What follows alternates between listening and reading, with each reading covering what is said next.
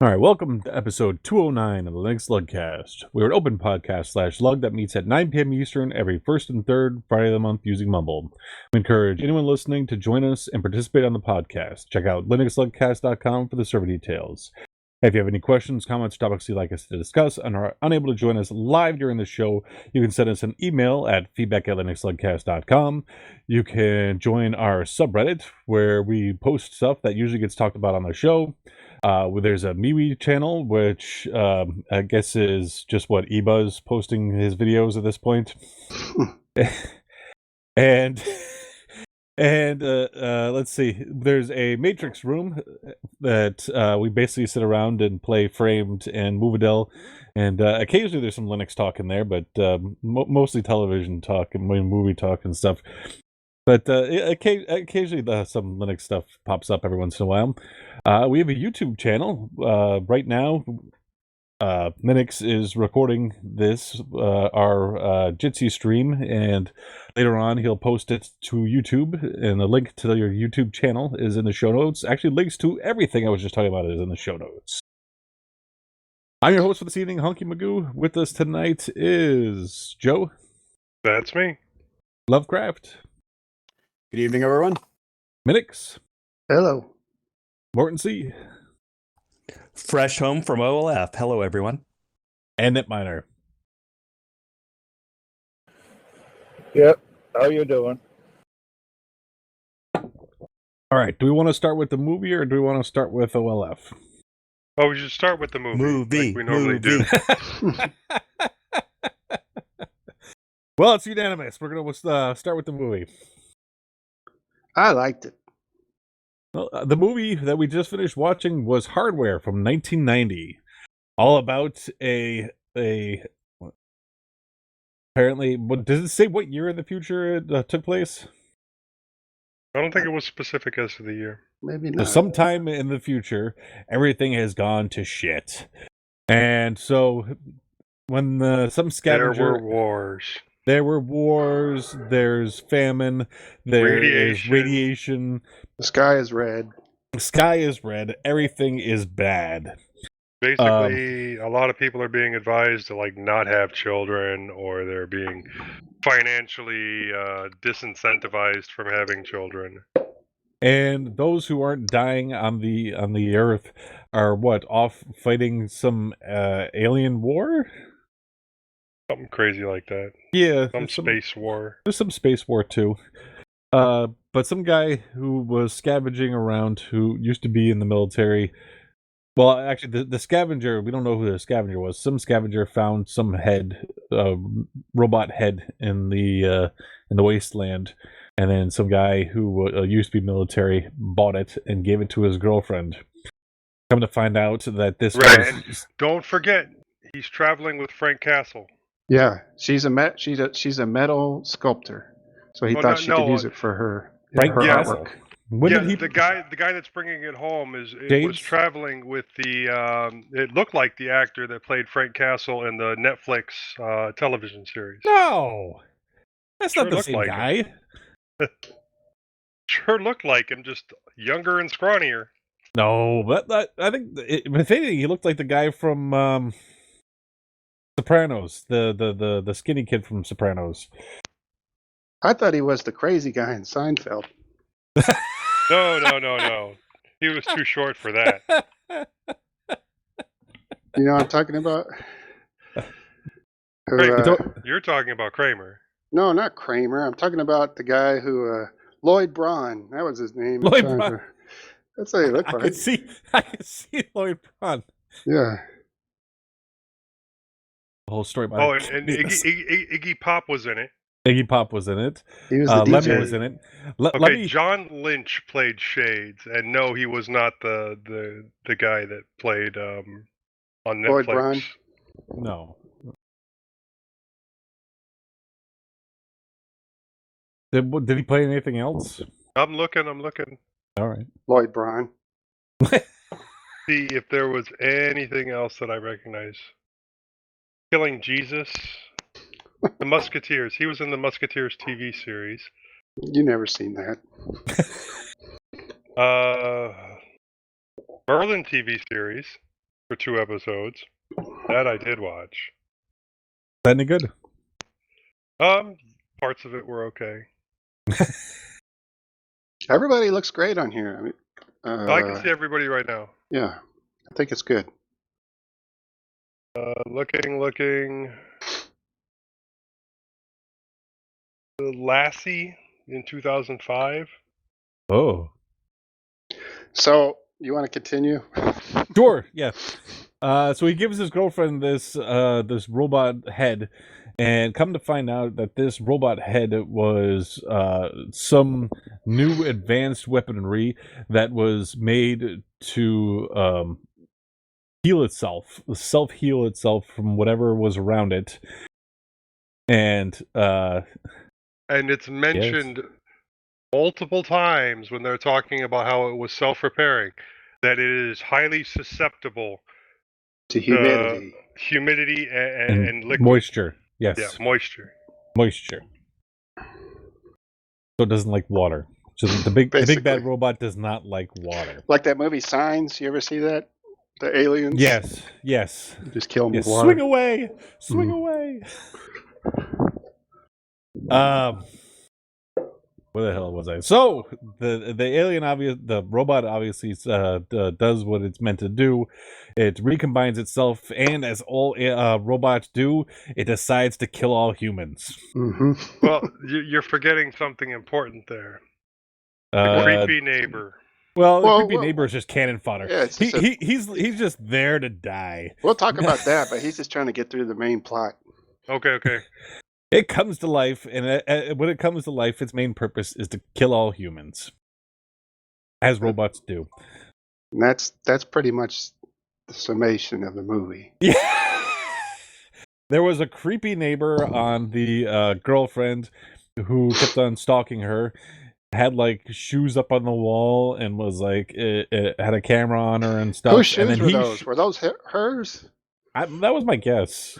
It says Did he say he was in charge of installing the security system or something? Had like a really powerful telescope just faced at her window. He was convinced he was in love with her, and he watched her have sex with her husband. And then he calls up pretending to be her husband and is like, "Let's have anal later." Yeah. And like the only reason he went over there is because she pulled the shades and he couldn't see through them anymore. But she didn't. It was the droid. Well, yeah, that did it. that's what I mean. The shades were pulled. No, it wasn't. First off, it wasn't her husband. They weren't married. But the best part was it wasn't just like. That he got so graphic with what he wanted to do with her. Oh, man. He had like he was a talking picture about of popcorn, popcorn straw. Like that would turn her on. Right. Somebody she doesn't even know. Like that was gonna change the tides. Well, and the whole time he's talking, he has like a picture of someone's like ass with the butthole cut out, and his lips are Is where that what it was? should be. Yeah, that's what it was. I see now. I gotta go talking and through I gotta go back like and recheck that. Grossest man alive. That's basically what they're going for there. Oh, and then when the shades are closed, the apartment goes on lockdown, I think, because too much power is being drawn, because the droid that can take power from anywhere is just sucking up all the power. Yeah, what was it doing at that one point where it just was like standing behind the computer and like having a little disco party or whatever that was? Just sucking up power. That was Sucking it. up power, the lights were all flashing behind him. He's just sitting there, and his little neck going around. And then so the creepy neighbor with the telescope that likes his voyeurism comes by to help with the lockdown, and somehow gets locked inside as well. And then he fixes it because he used to work for the security companies. Yeah, he said he was the one that crap. installed all that stuff, right? Yeah. And then he's like, "Here, let me open the shade for you."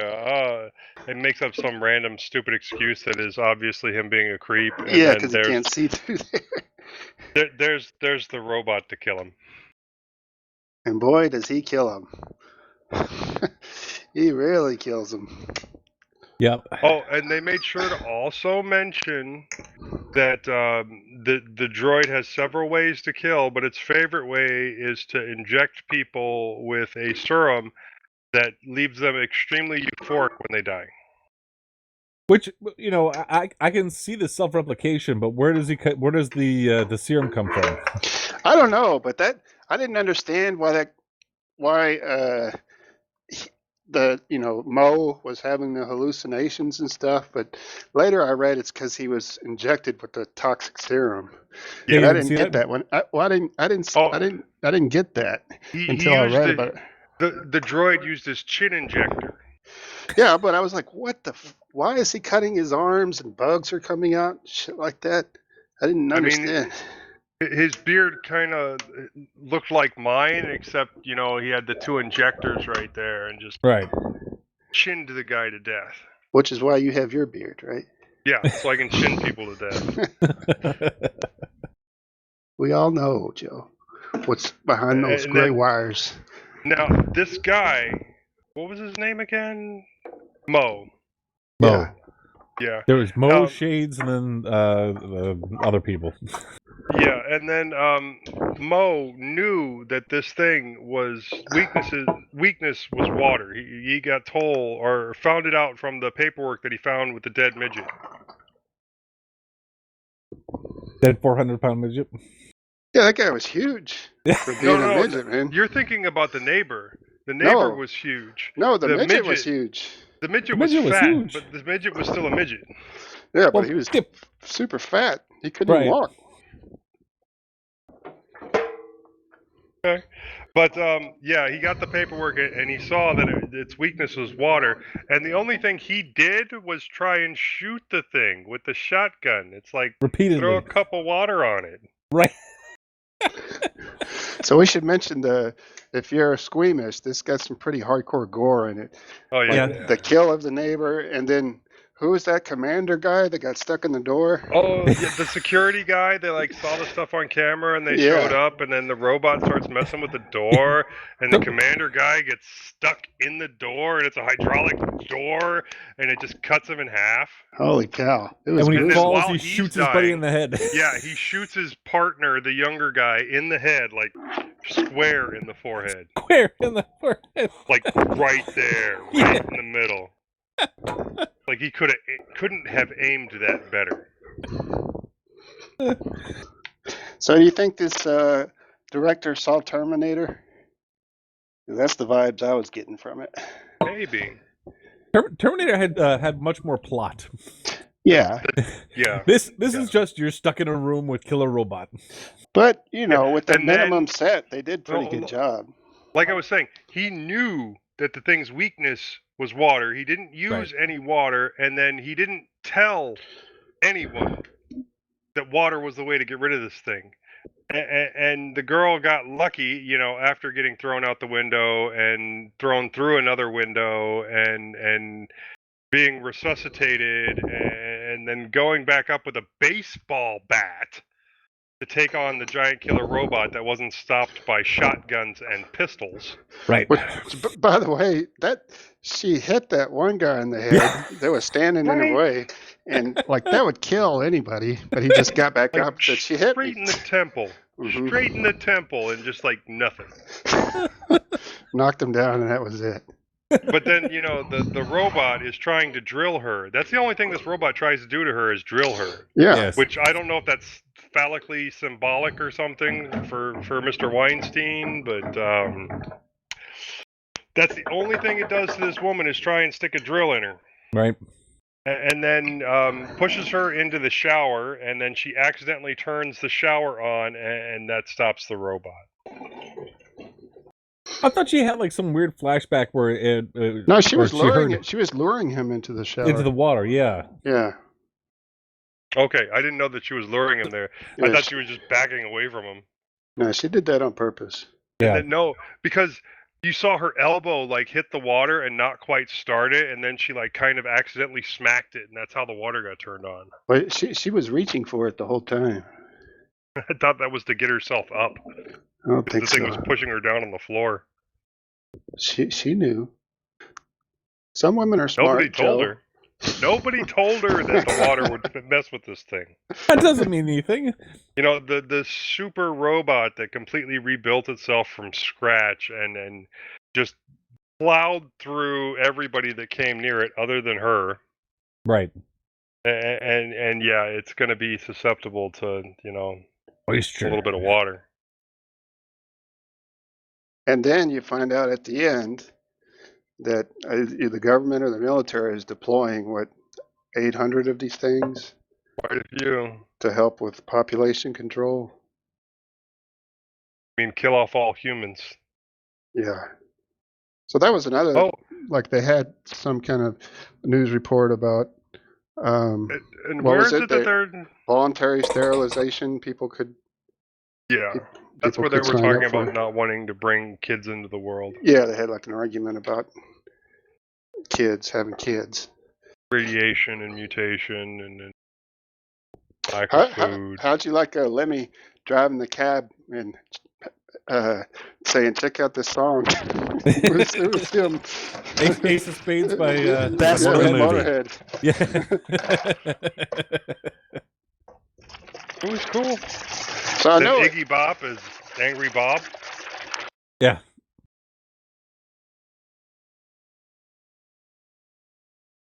So was Iggy Pop? Was he the Nomad too? It looked kind of No, like the him. Nomad was actually the leader of another band. I saw that in the trivia.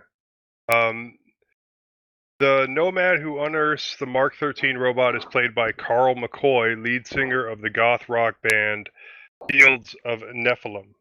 Oh, really? Yeah. Huh.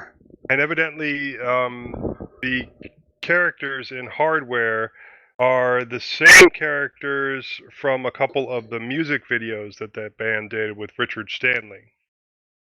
Now I noticed. Did you see on the TV they had some music videos? One of them was a Gwar video. I noticed. Well, Looks Gwar was in a the video. lot like The song was a Ministry song. Yeah, it looked like a Gwar video, but I didn't think it actually was a Gwar video. I think it was a Gwar video. It's Ministry. It's off the Psalm 69 album, Yeah, Really? which I've actually listened to within the last week. it's Are a you great talking album. about? Are you talking about the last song of the movie, or No, what? Who the sang one she was that one? rocking out to. No, when with the she was- video Phil? playing. Yeah. Oh, okay, that's Ministry. I thought that was a Gwar video. Well, the video itself looked like people from Gwar. I kept on wondering that. That's what I was thinking. Was that like the actual video for that song? It had to be a Gwar video. Well, the music wasn't. It wasn't. Well, the music was song, not, though, but but the the- video looked like a Gwar Yeah, video. some of the images look like Gwar. It was very similar to Gwar, but it wasn't Gwar. Now, was that Pill that sang that last song? Who was that? When the movie ends, do you guys know? Sound like Pill. Oh, I did notice that one of my favorite characters from Red Dwarf was on there. What's up? Really? Mac McDonald. He Who was is he? the captain on the ship of the Red Dwarf. No, who was he in the movie? Oh, he was the newscaster. It Oh, was very okay. quick. He wasn't on there for very long. Oh, I didn't catch that.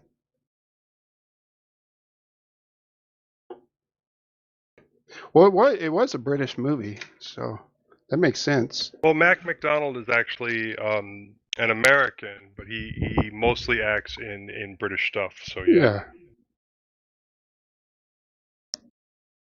He's like the token American on everything.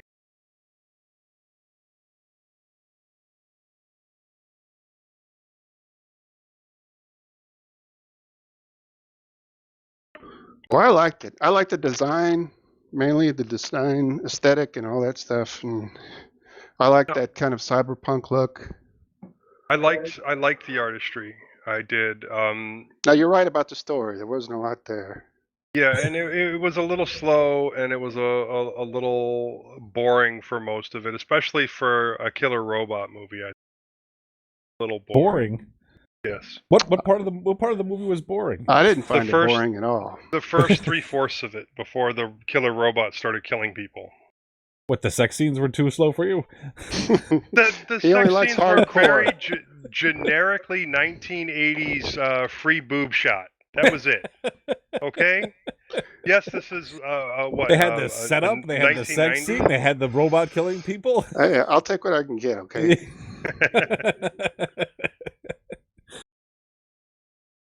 What year did this? Yeah, 1990. So it had the obligatory. It had the obligatory sex, and the girl in it was smoking hot. Don't get me wrong. Oh, yeah. Come on, What was her the name? shower, with the shower and the cybernetic arm. Stacy Travis.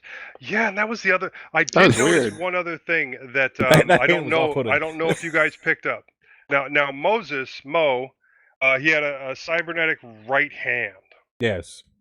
But when he was tripping balls and had a flashback about the sex that he was having with his girlfriend, wife, whatever, he had both hands. Yes.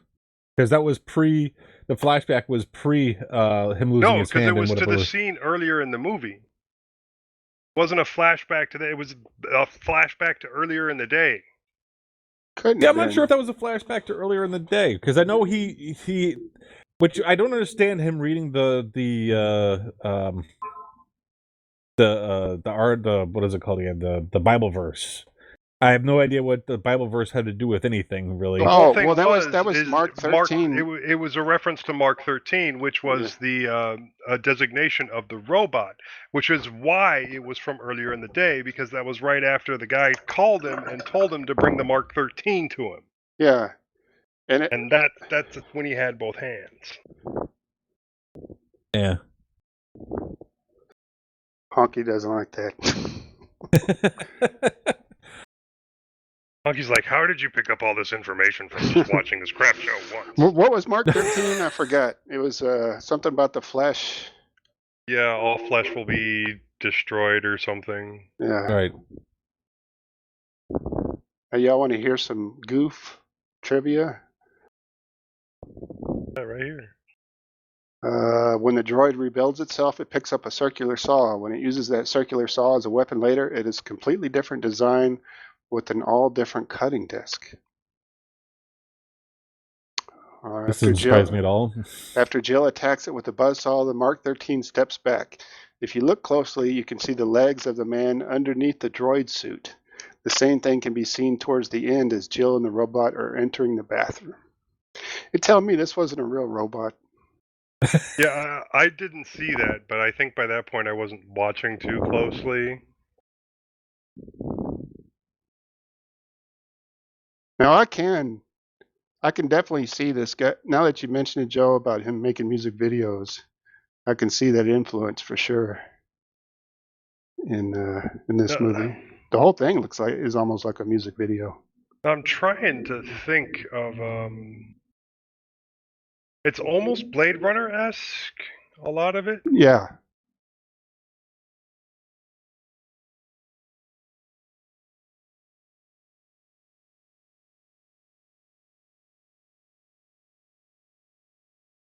He made that newest Color Out of Space movie with Nick Cage.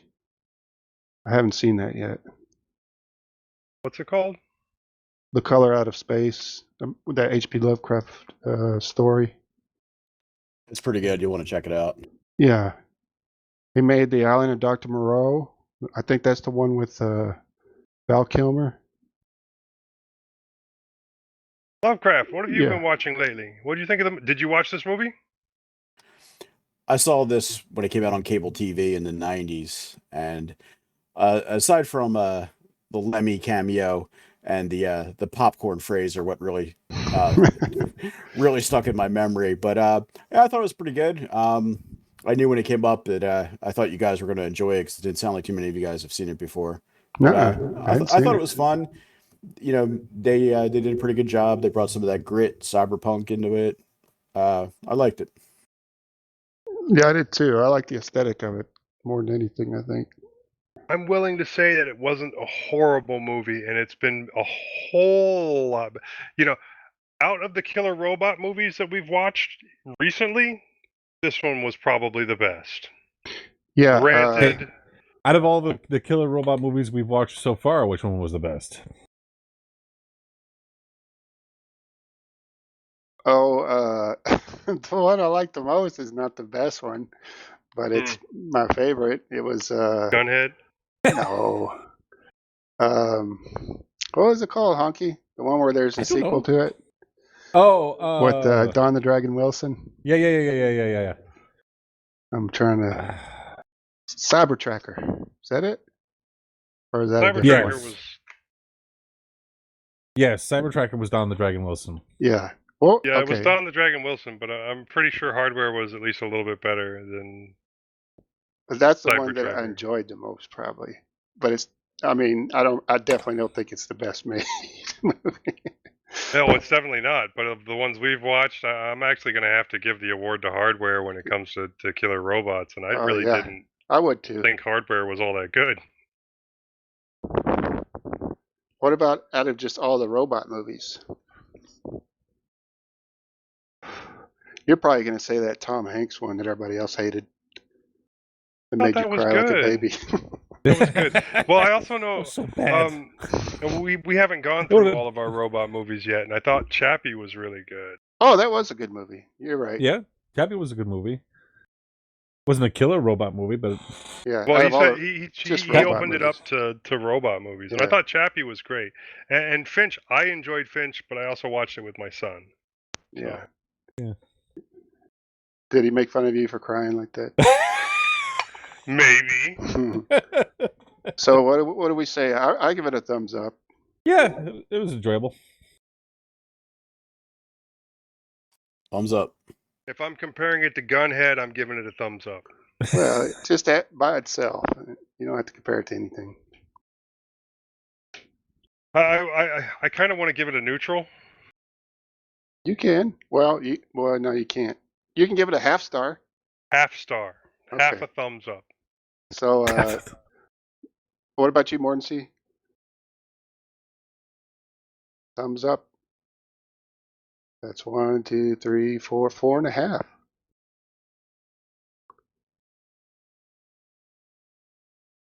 You got the drum roll ready? Uh-oh, no drum roll. We're going in, what do you call it? Going Raw in, dogging it. raw Raw? dogging it. Going in raw on this one. I think he's working on it. There we go.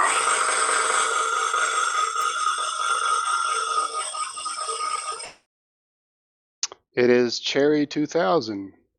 Oh my god. I believe this was picked by Netminer. Oh my god. I watched this one as a kid. I thought it was pretty boring then. I'll have to check it out. Regan I don't think I've seen it. with Linda Blair. It doesn't ring any bells. Maybe when I watch it, I'll recognize it. But I saw it maybe a little over a year ago on Tubi. really? Well, you can't tell us what you thought until next show. Cherry I'll have to watch it 2000. again and have a fresh that's perspective. Classic. Another robot that's susceptible to something. It's from 1987. Was there a robot in it? Cherry 2000, the whole premise of it was a robot. I don't remember. I remember them driving around in that car. The whole premise like, was the dude's robot companion got soaked and destroyed, and he had to take her memory chip and was trying to go find another of the exact models, but he had to go out in the wastelands to do it. Now, granted, this is like a 25-ish year old memory, but I'm pretty sure that's the overall synopsis. It just doesn't ring any bells for me. Cherry 2000. Yeah, in 2017. So that's the year that this was made in 1987. So in 2017, a successful businessman travels to the end of the earth to find that perfect woman is always under his nose. He hires a sexy renegade tracker to find an exact duplicate of his android wife, which got destroyed by his dishwasher. By his dishwasher? Yes, if I remember correctly. That's not in the synopsis, but that's what I remember. Like, he was having sex with his android wife in front of the dishwasher or something, and it broke and water got everywhere. And from the preview that is on IMDb, it looks like I am absolutely right. That is exactly what happened. Right in front of the dishwasher. You know what's funny is I kind of feel like I've seen this before. Really? Yeah, something about this it seems very familiar. Maybe I have seen it. I just don't remember it. Either that or somebody did a short that was on this along the same premise as this.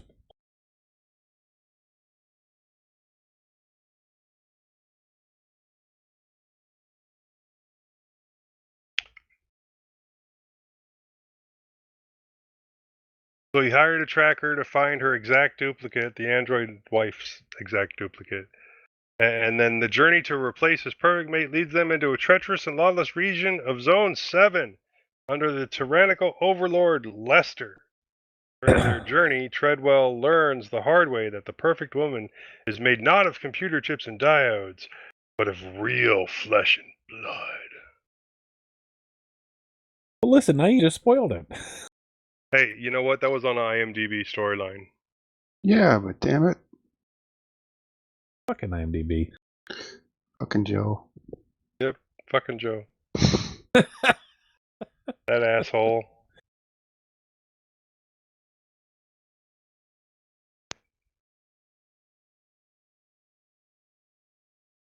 There you go. Next movie, Cherry 2000. Keep hoping. 1987. I keep hoping it'll come up as Belle.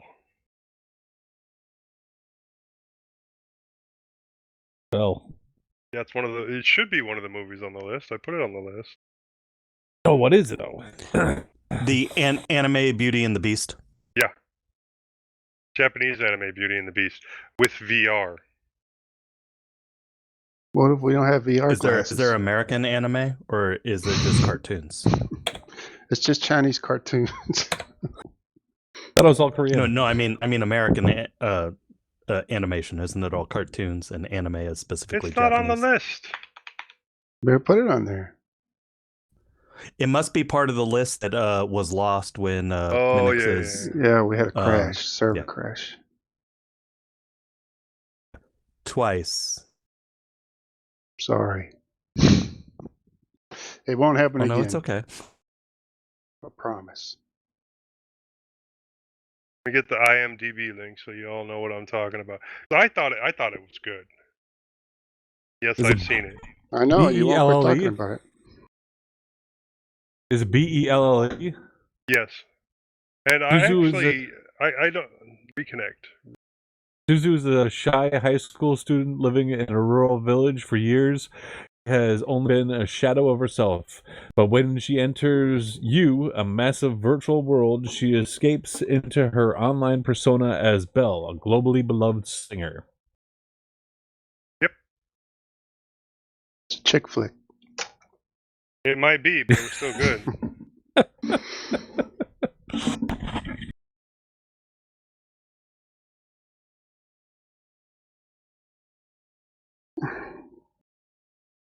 You learn a lesson like spending too much time in a virtual world and reality is much better. No. No, Yes. all those things. Yeah, I'm sure that's what it is. It's really not. what's the point of all those movies? It's really saying that VR is better. Like, the whole thing is VR is better. We'll see. Joe All got right, a haircut. Who cut your hair, Joe? This was done by what was it? Your wife don't cut your hair? Crosscuts. Jojo No. gave Jojo a razor. You should.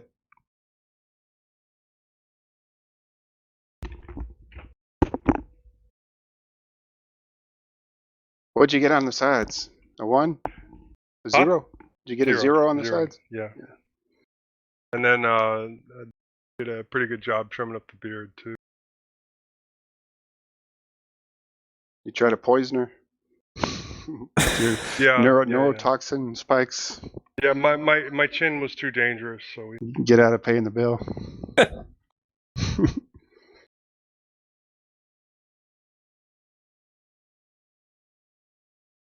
So Lovecraft, what else have you been watching lately?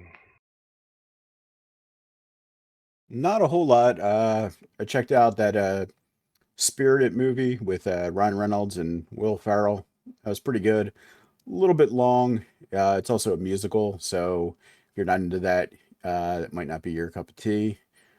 Also checked out a pretty interesting movie called The Empty Man. Really like that. It's actually based on a Boom Comics title. Has quite a interesting story. Takes a kind of a crazy twist, but it was fun. I think you guys would dig it. The Empty Man. Okay. That's been about it, really. And as far as new stuff goes, oh, I did catch the A Christmas Story Christmas, which was pretty good. A lot of fan service if you're a fan of the original one. Did it have Ralphie in it, grown up? Yeah, it's about his kid or something.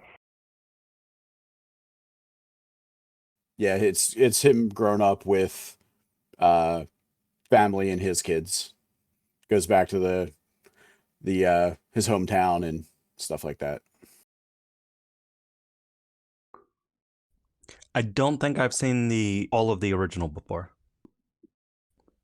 I've seen a couple small pieces. That's weird considering when you were a kid, it was probably on the television the entire month of December, every year, on half the channels, all day, every day. God, I hated that movie. Christmas Story. One of the cable channels here runs it like 24/7 from like Christmas Eve all through Christmas Day, and it's in heavy rotation leading up to that. But it's crazy. It's always on. Yeah. TNT or TBS, one of them.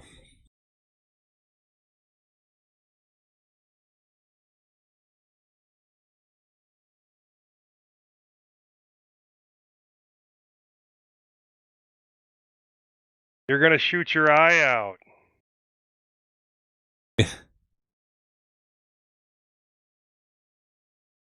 I think it's a good movie, but I think I've just seen it way too many times. Yeah, that was my problem. Like the Charlie Brown Christmas specials and I got Rudolph and but I got burned Island out of of those Misfit Toys. I got burned out of those when I was younger, and now I haven't seen them in like 20 years and wouldn't mind watching those again. Especially the Charlie Brown one. Don't you have kids? Yeah, but you can't. It's harder to find the Charlie Brown one. They don't always put it. They don't play it on television anymore. That's what the internet's for. Right. Well, I gotta find it somewhere. And nicotine. Yeah, I gotta set up nicotine. For like all the stuff that I can't find anywhere else, there's nicotine. So you're getting into nicotine? Just when I can't find something. It's probably on there. Addictive.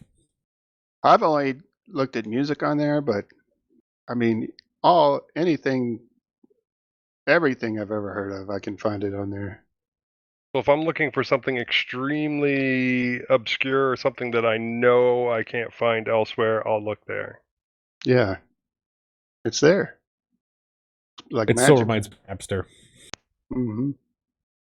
We run Linux. It's not that much of a concern. We're inoculated from the diseases that Napster would give you. Remember WinMix? I never caught anything from Napster. WinMix, LimeWire, ShareBear. Yep, remember all that.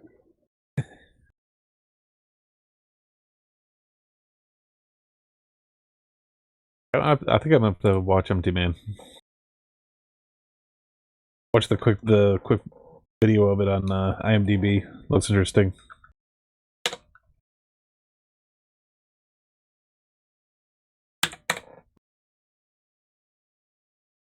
We still have to watch the deep. What is it? Deep net, deep dark web, whatever. Oh yeah, the dark web movie. Hmm. Oh, I guess it's not marked on here. Didn't we watch the first Dark Web movie and we didn't watch the second one yet? Well, there is no first or second. They're both just called the dark web, and they're two completely different movies. Well, okay. So there's Dark Web and then there's Dark Web Cicada. Yes. Well, Delwin was called Descent is into Dark Web Hell. Cicada. Yeah, just was it Descent into Hell? There's 3 of them, I think. Unfriended Dark Web in 2018, Oh, that's one I haven't heard of. right? First thing when I came up when it says dark web, when I put in dark web movie.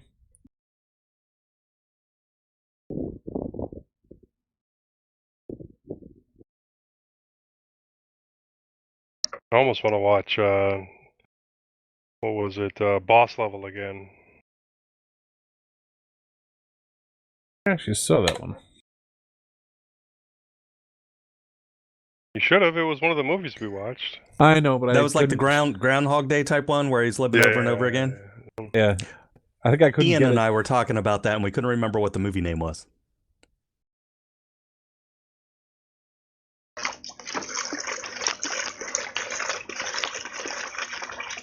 We need to come up with some more good movies on this list. I mean, other than Tank Girl. What was it called again? What? Oh, Boss Level. Boss Level. Yeah.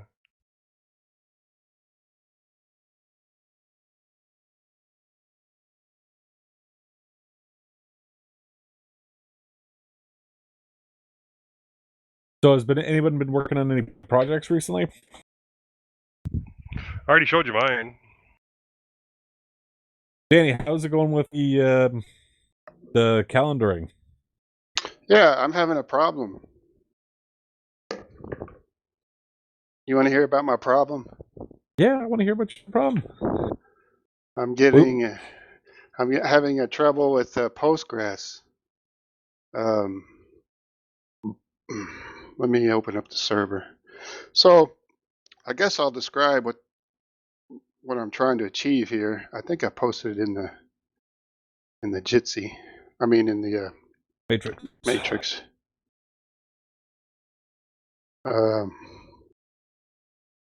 What did I say? I forgot what all the details okay. So yeah, my hackerspace needs a calendar app that can do like it's web based and you can add events to it, if you're a member of the hackerspace, and it can be seen publicly, but it can only be altered. Hang on, I got somebody at the door.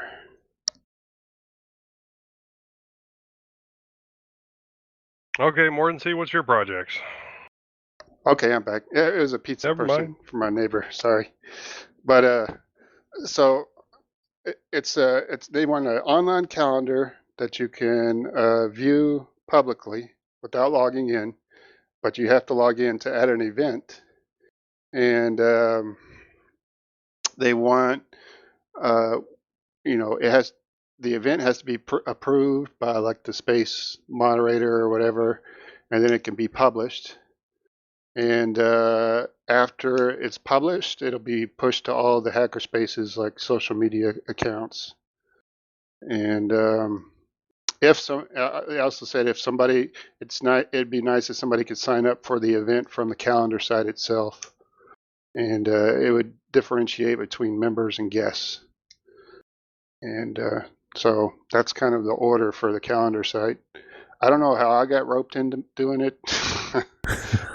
I didn't volunteer for it somehow. But I guess it is what it is. So I'm trying to install cal.com, which was the best one I could find, like that would maybe fill in all the boxes on this. And what I'm having problems with, I'll put the the website and the show notes here. Or I'll just, if you just go to cal.com,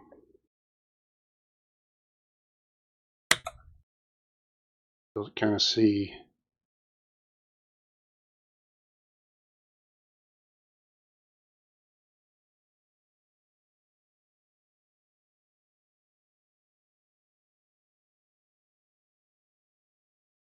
I'm having problems with Postgres.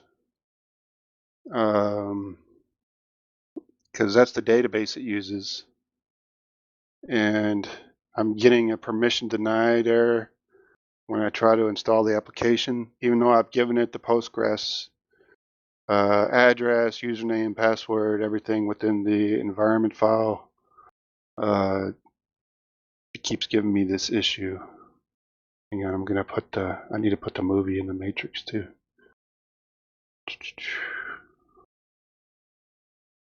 Settings.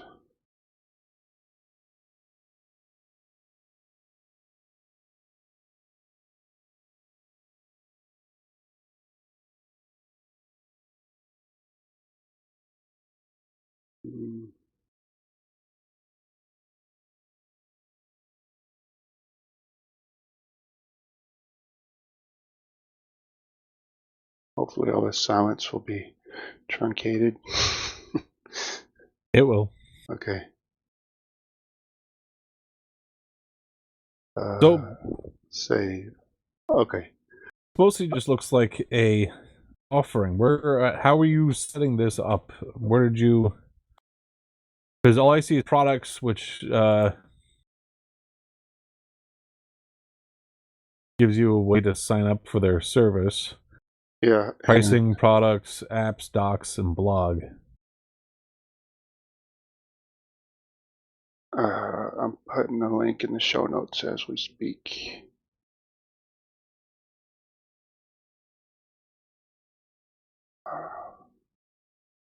There we go. While you're doing that, did everybody see that the first 2 episodes of Willow drop?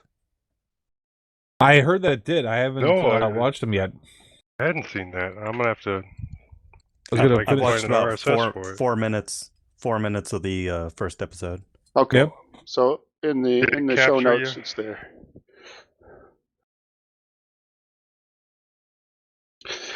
So if you go to their GitHub, it has the installation instructions here. I tried to do it with Docker and it wouldn't work, so I have to build it with Yarn. And there's a quick start with Yarn DX down below development, and all you type is Yarn DX, and it requires Docker and Docker Compose. And it'll start a Postgres instance with a few test users. The credentials will be logged in the console. So you do Yarn DX and I installed Docker and Docker Compose, but they're using the old Docker Compose where to do a to use Docker Compose, it used to be Docker -compose and then up, -D or however you want to bring up your Docker file. And but Docker Compose is now a plugin for Docker instead of a separate program, and it's just Docker space compose, and so that didn't work. So I had to do a manual setup to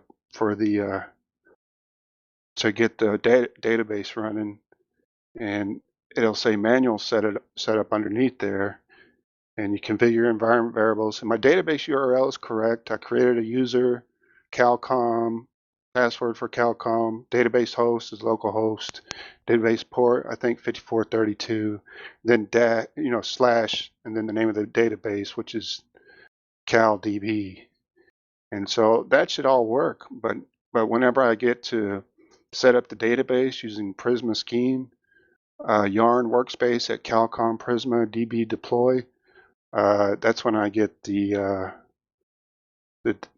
permission denied error. It starts and it'll say Prisma schema loaded, error, database error, permission denied for schema public. And I don't know. I'll just put this in the matrix room. I can't figure out why it's doing that.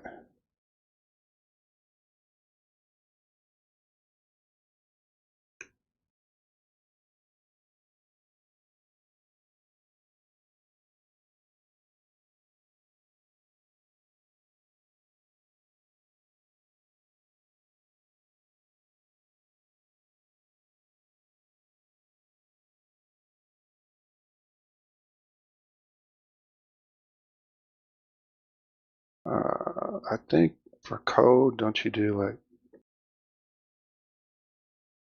yeah, okay. So I put the error message in the matrix room.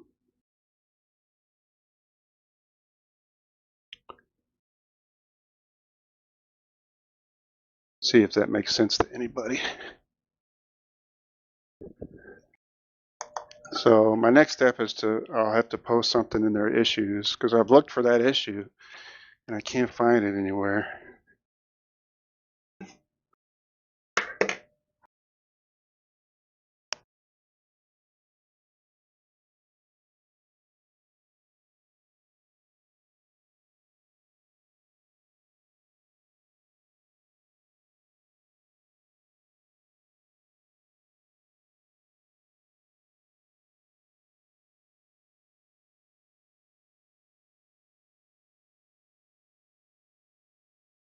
But if anybody's familiar with Postgres and recognizes that, shoot me a line.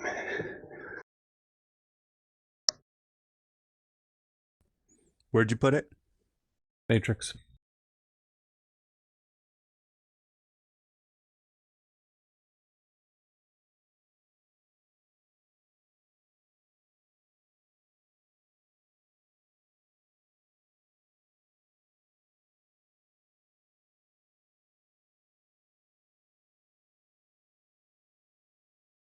So until I get that figured out, I can't get Calcom up and running for the hackerspace. Next time I go up there is probably going to be Tuesday, and I want to get it done before then.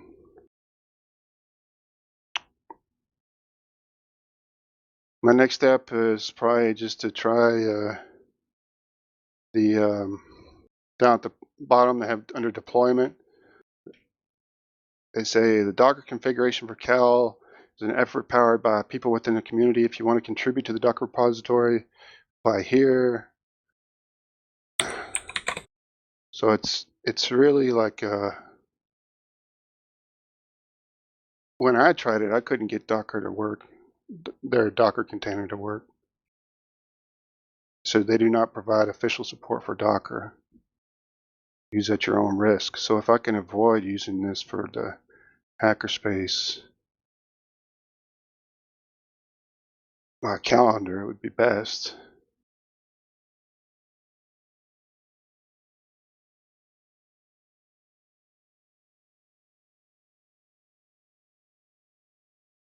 So it's kind of like an alpha release.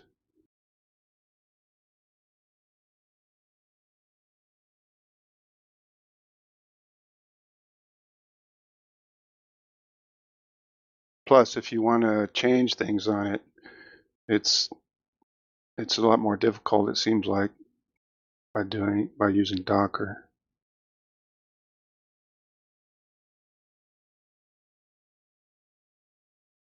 And they don't have, oh, they do have a Docker Compose file.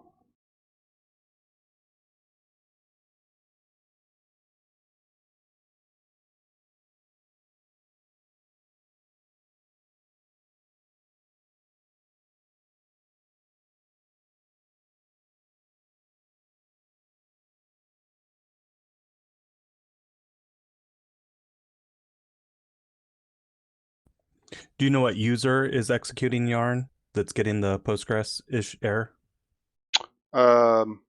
That's me, my home user, as sudo.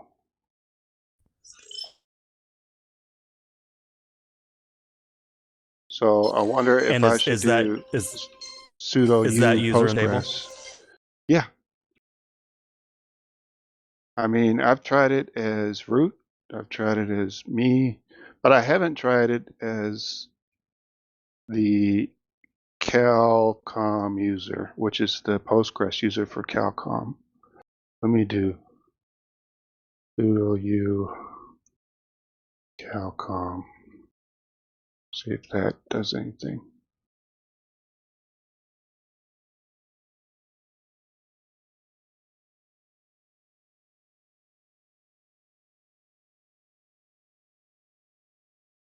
No. Oh, well, the Postgres user. Oh, maybe I should create a system user as well as a Postgres user.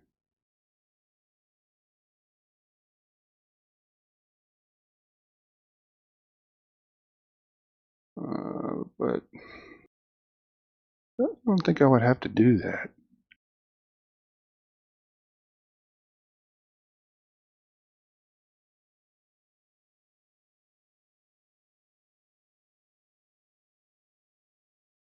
I think all you should have to do is a Postgres user.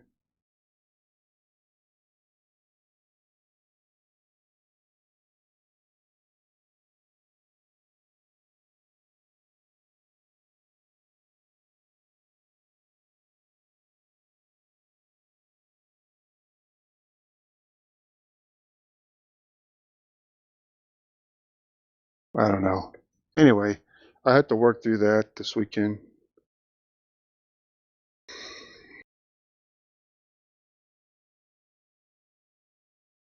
Because if you look at the environment file, which is where they ask you to put the Postgres user, there's nothing about making them a system user. And I gave the Postgres user Calcom all privileges to the database CalDB via PSQL. So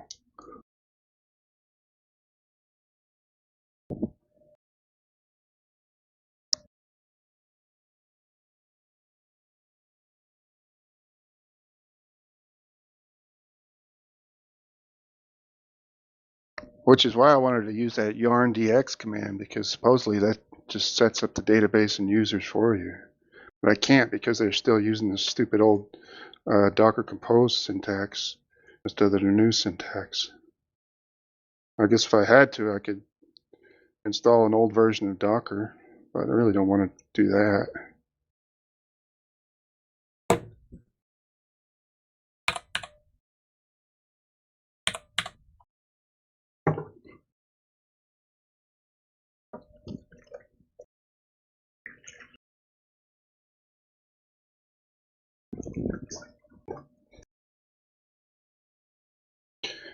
What about y'all? What are y'all doing?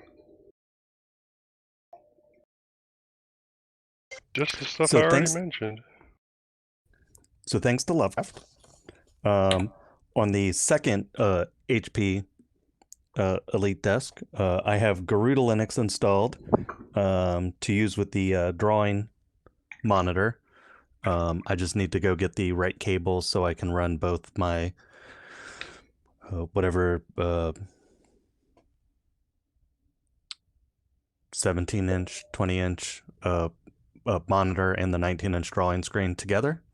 And I can start learning graphic design. Hopefully I can still get the screencasters and Meet the GIMP podcasts. Hopefully they're on archive.org. The third one, I have Ubuntu. Ubuntu with the XFCE desktop. I plan on putting nicotine on it. And then I need to use a remote app to connect to make changes in nicotine, or I'll be setting it up in the basement, or I'll have to go down there and plug it into a monitor and keyboard to download stuff from nicotine. But the goal is to have my NAS shares mounted to it, and then in nicotine allow anybody added as buddies to have access to my full library that's cataloged on my NAS. Cool. The fourth one, I think I haven't committed to it, but I think I'm going to put CentOS 9, the rolling CentOS that just came out, and possibly run Podman and or Kubernetes for deploying multiple things, and would probably move the Nicotine Plus to that in the future. And then two other things I'm doing is trying to figure out Proxmox on my $5 a month Linode instance that has very limited resources, and the ssdnodes.com VPS that I got based on Minnix's suggestion on in the Matrix chat. Black Friday. I've had several issues with it, including I ended up registering a new domain name because they really didn't show me how to forward my DNS records to their server. And I found one instructions that said to use Cloudflare. And then when I used Cloudflare and bought a domain on Cloudflare, I couldn't find the document again on how to do it.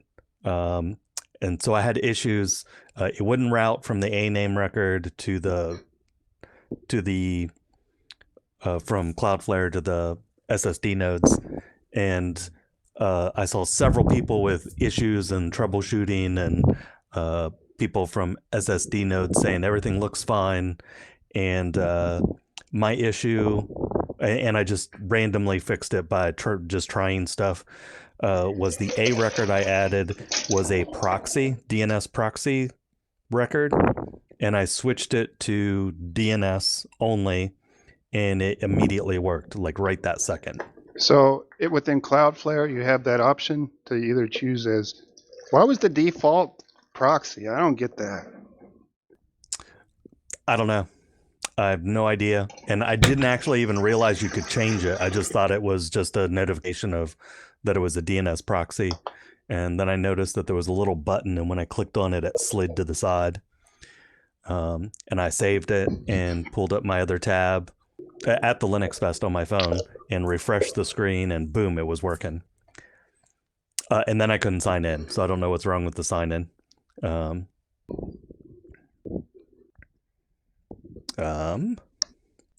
But I'm hoping to get several of my projects up and running on those two servers.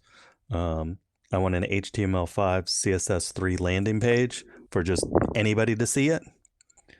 For multiple reasons. I think we've discussed it in the past. I can remind everybody if they want to. Before you go on, what can you give the specs of that SSD node server? Because that thing, pretty monster.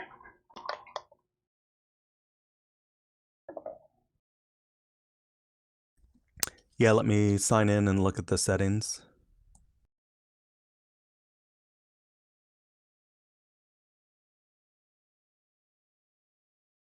And it comes out to less than like $10 a month or something too, right?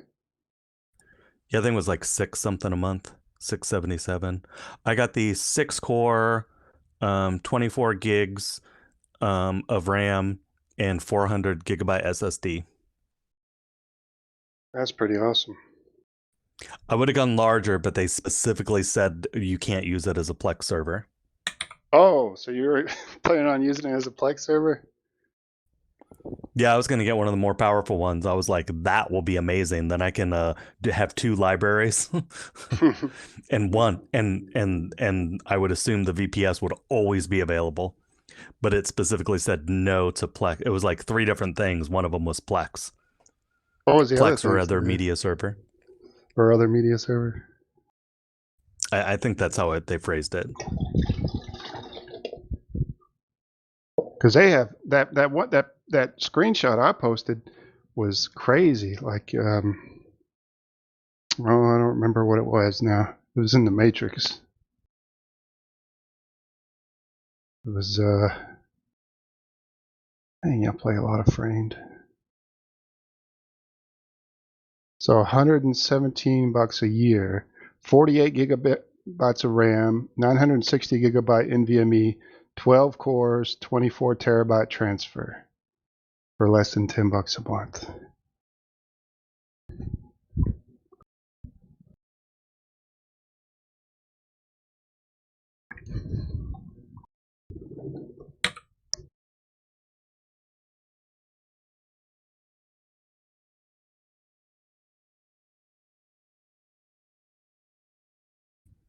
Mine came up to $7.40 a month.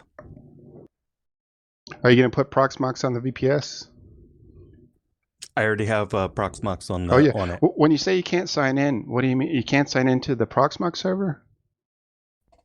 Correct. After I fixed the DNS, I started getting an issue with the login screen with both the IP address and the domain name. Previously, I could log in with the IP address. Yeah, I was going to ask you about So- the IP. So you, what happens when you type in your user and password in the web interface? Is it an authentication error?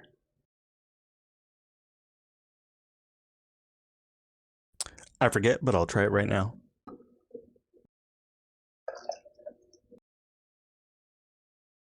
Because I would be interested to see if you can SSH into it.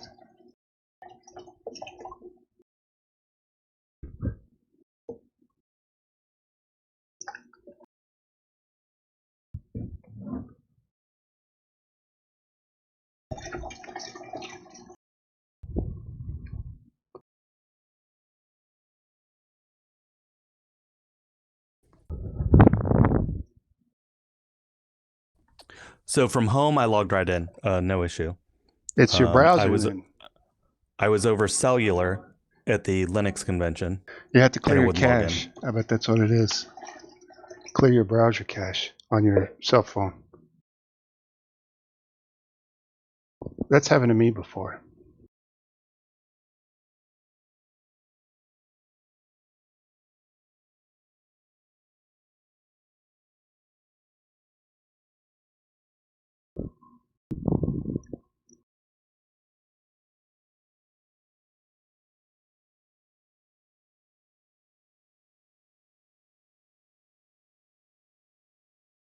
And does it show your storage is just one block storage?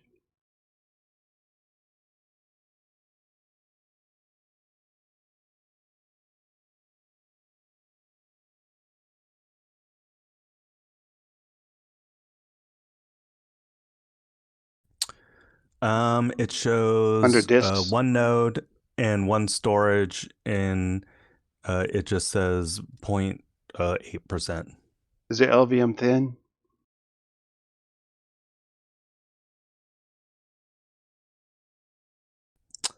I don't know. I don't know enough about Proxmox. I haven't gotten Proxmox working on my Linode instance. I just have one or two more things on the Linode instance than I do on this new SSD nodes. Okay. VPS. Well, you'll get there.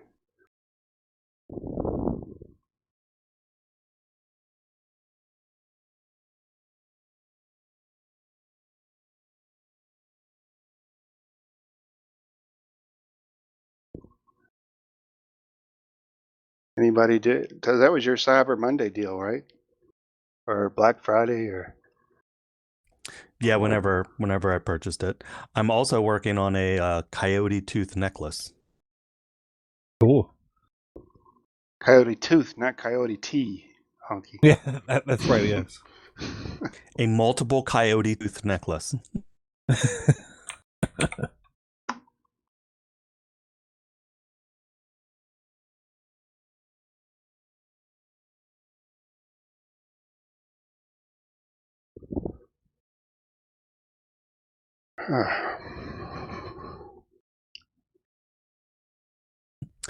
There was one funny thing at the Linux Fest.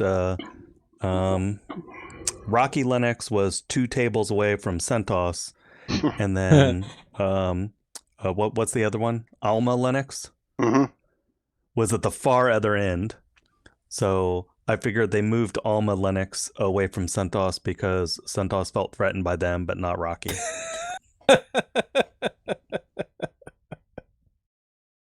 You could be right.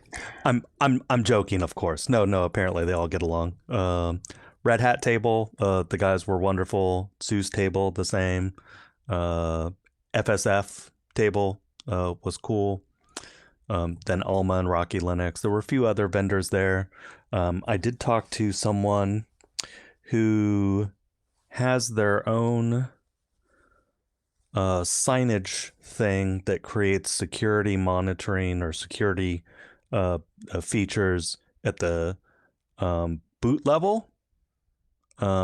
His stuff compiles into the EUFI. So when you're booting up your Windows and you see the Windows logo, you're booting up Apple and see the Apple logo, Linux and see whatever is loading. It changes that piece and puts all these security things in it. It looked very interesting. So Honky's sharing Agent Dev. You got this on Unohost? Yeah, I haven't installed it. They Unohost actually does a demo for you. So it's very seems very basic. I think if you want to do any controls, over who can do what, you would have to do like group permissions. But you can create event, and it looks like you can create work groups and stuff. It's just basically a very basic CalDev calendar. See, Calcom has plugins for things too that you can use, like social media plugins and stuff, which is why I was looking at that one. All right. And also, they even have like payment scheduling if you want to do that on Calcom. I just got to figure out why the fuck it's not working. I'll probably try the Docker Seem deployment. to be again. swearing a lot today, Minnix. Well, I'm frustrated with this whole stupid calendar that I got signed up for. I didn't even want to do. Whatever. It's volunteer organization, so I shouldn't complain too much. Don't stress it.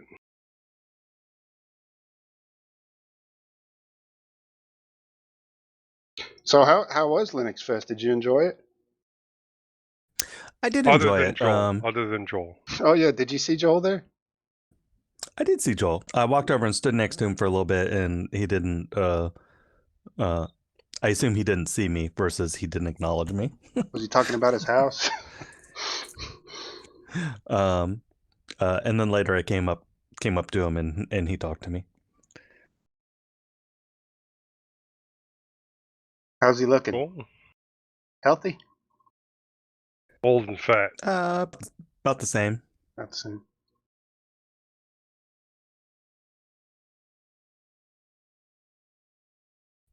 Heard Klaatu referenced in a talk multiple times. Yeah, what talks did Klaatu's you attend? awesome. With his real name. Oh yeah. Pardon? Oh yeah. What talks did you attend?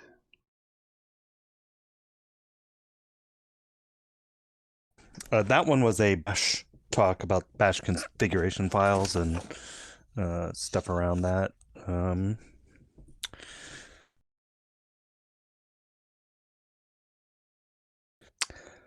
Python multi-tool for system management. That was interesting.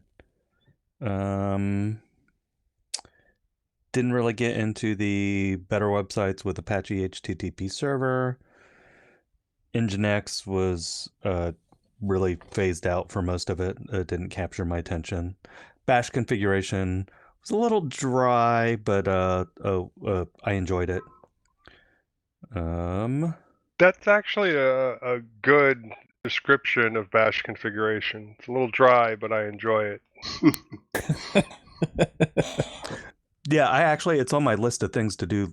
An HPR on and or a blog post is explaining a login shell, no login shell, which order things get loaded, like profile out of Etsy or Etsy Scale, and then your .bashrc, and then your bash underscore profile, how to use the bash underscore aliases and bash underscore functions. I have a lot of functions that do kind of like shell scripts, but I can call them by typing a couple letters or one word, pass values into it, things like that. I think it'd be make a great both HBR and a blog post. You should bring it on this show. Yeah, I just need to find the Bitbucket Git repository that I put all my list of ideas in for going through different Linux commands. Yeah, and start doing this.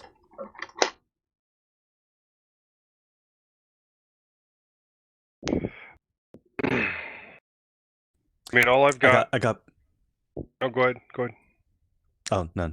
I got some Rick Simpson oil gummies. I want to make sure I don't get cancer again. Those are the nasty ones. They taste bad. No. The oil was the nasty one. Oh, okay. I ended up throwing it away. Is that bad? I was supposed to use a long piece of rice size of this oil 3 times a day, and I literally, the 2 times I tried it, I used a little drop, and it was not only did it taste incredibly nasty, the feelings, I mean, it was like bad trip effects. It was not cool. What does it taste like? And I don't get what I imagine licking a year-old pot ashtray tastes like. and it That's strong. And it stayed. It was like drinking bong water.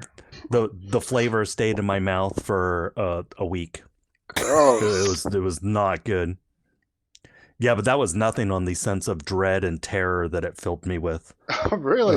And I was just like, oh yeah, 100%. And I knew that's what it was, and I was fine. I was like, I'm not gonna die. I just need to be careful. I walked down the stairs, and each step felt like I was falling 50 to 100 feet, and it was just this gripping fright inside, and I was just like, this is not cool. That's crazy. And it took me a while after that to try the gummies, because I was like, I'm gonna see what all these harsh poisons do first before I try that again, because there's no way I could function. There's no way I could function with a rice-sized grain of that 3 times a day if that's what 1 drop of it before I went to bed did to me when I woke up the next day. Oh, Wow. harsh. 1 drop. That's crazy. The next day. Yeah. The first time was while I was awake, and the second time I put it under my tongue so the bad taste didn't last as long, because I guess it didn't absorb in tons of my poor taste buds. How long? But yeah, the feeling it gave me both times. How long did the effects take? Last for? I don't remember. I didn't write anything down. I don't know if I did stuff or after I went downstairs, if I came back upstairs and went back to bed. I don't remember. I just knew I wasn't gonna touch it again until unless my radiation and IV chemo both failed. What about the gummies? What kind of feeling did they give you? The gummies, I believe they call it a body buzz. But it wasn't like a bad trip or nothing? No. I usually feel that about for all the gummies I've tried, about an hour, and for the chocolate, about an hour afterwards. It's almost like night and day. I'm fine, and then I feel it, and I can tell something's going on. But the gummies, that's all they do. And if I go to sleep, they'll give me very vivid dreams. And the chocolate, 1 dose at 1 hour, it's very noticeable, and then it doubles at exactly 2 hours and quadruples at exactly 3 hours. Wow. It just keeps getting stronger. But the company that made the candy bars is no longer making candy bars. So the like few that I have left, that's it. That's all I have. And did you pass them out at the Ohio Linux Fest? No, but I did pass out dark chocolate sea salt caramels that I got from the North Market. I just wanted one or two of them. I didn't want to eat the whole little container, so I handed them out Remember you had that throughout the day after caffeinated, lunch. or the caffeinated gummies that you had last time? The homemade vitamin enriched caffeinated gummies. Yep, Yep. yep. I actually made them for Friendsgiving. I didn't put them in the molds. I'm in a small Tupperware or Glad containers, little plastic cubes. Mm-hmm. Little Jello shot style things. Yeah, and I told everybody to chop them up into 27. I'm sure they did. I'm sure they just take a big I'm bite sure out they of it. did because that was the sizes that I ate out of the one that I left for myself, and that was a little much for me in a single shot. So I haven't had anybody ask for more yet. I did ask what they thought about it, and I did get a no THC CBD CBG ointment for my feet, for the neuropathy in my feet. Does that help? So it takes away the pain. The pain just immediately goes away after rubbing it in, but then my feet get way more numb than they were previously. Do you remember what it was called? But the pain goes away. So I don't know if that's if it'll help heal them at all, or Well, it's probably just to make you not hurt. But no, that sounds like it would be good for like normal aches and pains. I'd love some for my lower back right now. My wife has something like that. I don't. Go ahead. I don't think in Ohio you have to. I think the THC content is low enough that it can be sold over the counter. It doesn't have to be like here with a medical marijuana license. You can buy CBD, but then it's supposed to. They'll come. Like a lot of people quit selling the CBD because the CBD sellers kept getting raided. No, a lot of them have started up again, but for a while there, after CBD was legalized, you had to have it below a certain amount of THC, and so the cops would raid and take everybody's stock, the whole stock, so that they could test, and then you don't really get your stock back. So it was a great way to screw people over. Over a plant. A great way to be evil. Mm-hmm. I would argue that our draconian drug laws are more evil than choosing to eat people if you crash on a mountain. Well, you can At least see those that people are dead. At least the marijuana laws are changing, and I know that some places are actually taking a much closer look at psychedelics. Well, in Oklahoma, you can go and get weed now, right over the border. Well, they're talking about federally, because they pardoned everyone that had federal charges. Yeah, did you see Abbott said he won't which pardon was almost anybody nobody. in Texas. It's something they'd never. Abbott said there will be no pardons in Texas for state charges. I would argue if they legalize it, then they can't. Well, okay. Keep people in jail if that's their only charge. I would say that they could. And let me explain that. And now, do I think it's right them keeping people in jail for it? No, I don't think they should have been put in jail for it in the first place. But you got to look at things like grandfather clauses. So they really kind of have to work in both directions. So if you do something today and then they make it illegal tomorrow, they can't charge you with it. So if you did something that was illegal today and then they made it legal tomorrow, you still committed a crime.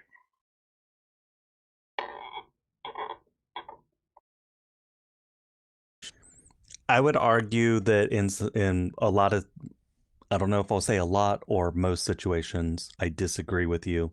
because that would like be saying that because you sat in the wrong area on the bus that it doesn't matter that it's been overturned, you still have to do jail time for it.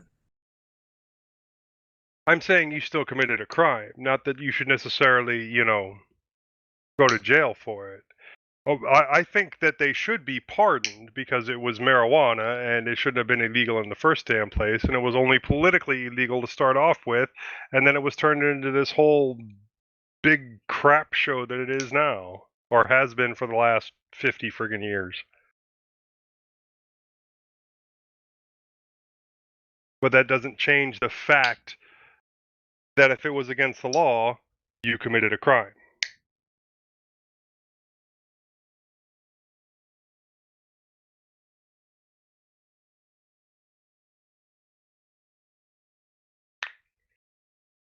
But there's a big difference between, legal and, right.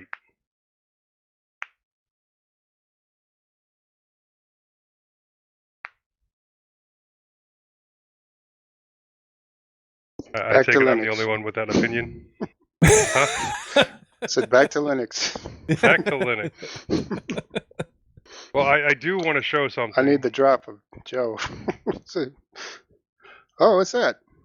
This is probably going to be the basis for one of my future projects once I verify that I have some extra money. And it's not like that it's expensive or anything. I just don't want to, be spending on extraneous stuff this close to Christmas. So this is a 3D printed classic banker's lamp that uses some interesting parts that I thought you guys would like. Because you can make this, and I might change the design of the light itself. You can make this to be Alexa compatible. So just looking at the parts here, like a momentary switch, and I had to dig through the documentation to verify that it was a momentary switch that it needed as opposed to, an open close. So this is the board that drives it. It is the mini node MCU ESP8266. So it's got an ESP8266 on the back end, but it comes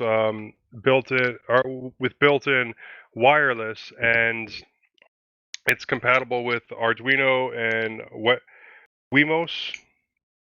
How many do you get for $15? Oh, 5 of them? 5. You get 5 of them. That's one of the reasons I priced this all out. And that's pretty just good. Yeah. So each one of these you could make a lamp. So you can make a total of 5 lamps with all the parts that you would buy, like these 5 momentary switches, these 5 node MCUs, and like I said, with the stuff installed, you can make it Alexa compatible. And then these are the lights, and from what I saw from the original picture, it has, actually that looks like it has 4, but I think you could break it down to 2 if you wanted to, but this one's set up for 4. So, so maybe I just have to order 2 of these. But this is 10 pieces of the Sparkliet lights. RGB? And actually, yes, they are RGB LEDs. And that's all controllable by like the 2 connections on them, or 3 connections on them, and then individually addressable, I think. And so you gotta get these lights, and then You're roboting. Am I? There you go. Okay, you gotta get the lights, you gotta get the controller board, and you gotta get the switches, and then you have to install this. Still roboting. And then you have to install this WLED project onto it, and wire it up the way it says.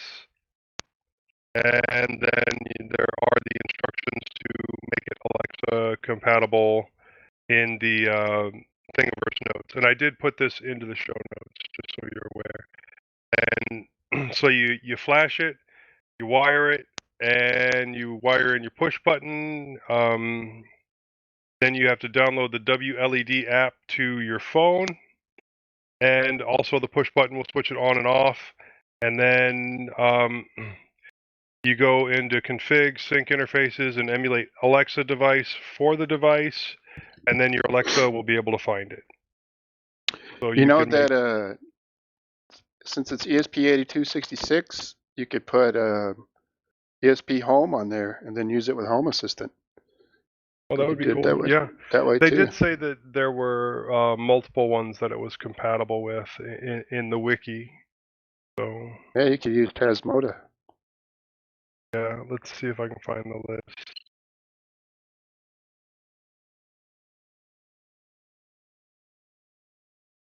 Ones that it's compatible with.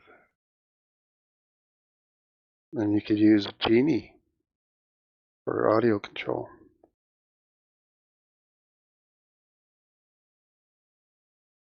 It's listed in here somewhere.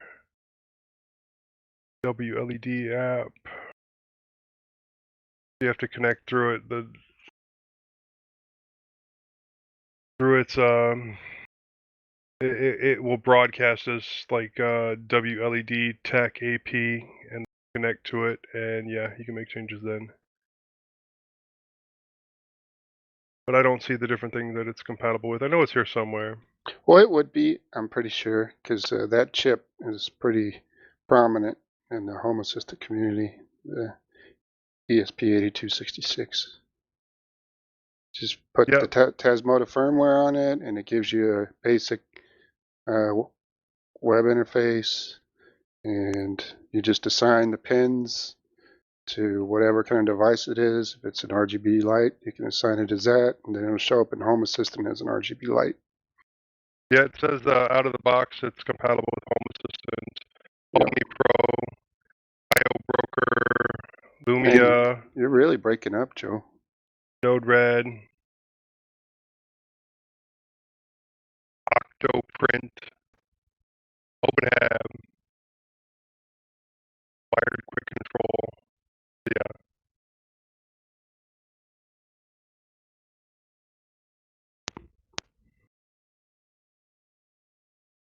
It is compatible with a lot.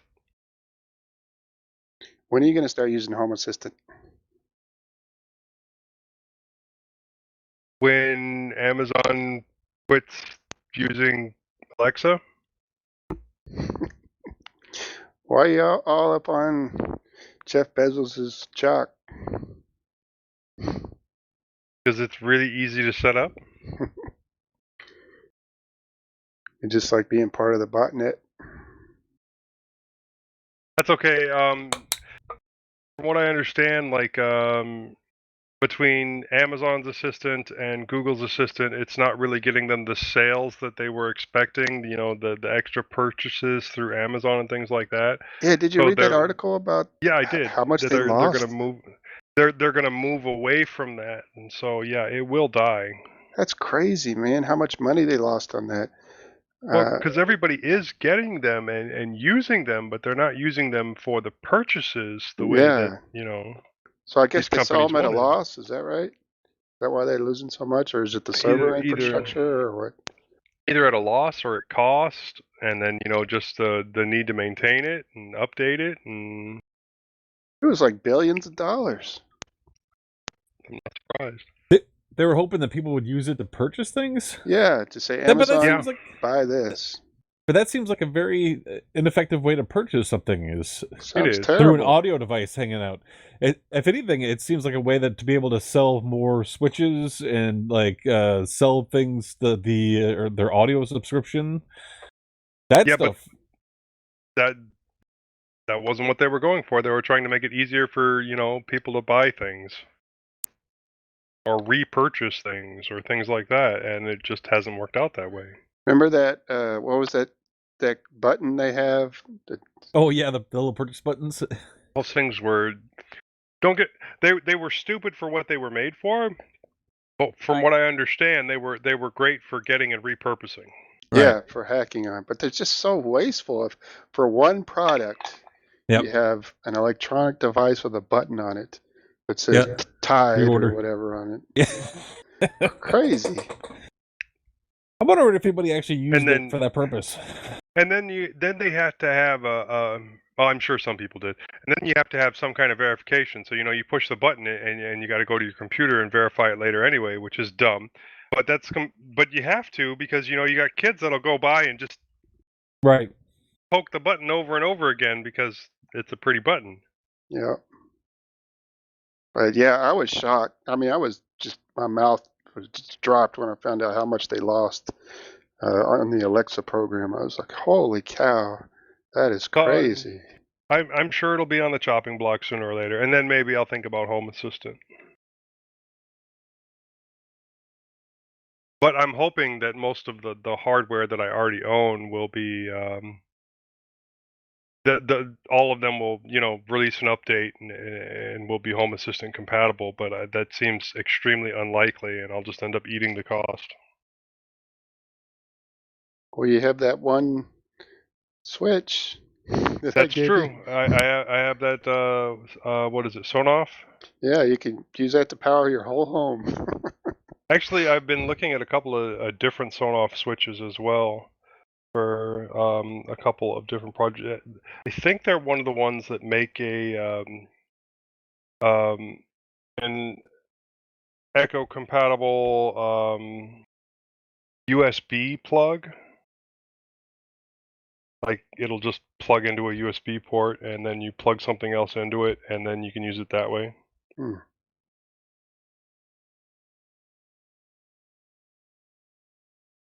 And I could find a use for that. Have you ever used the Zigbee protocol?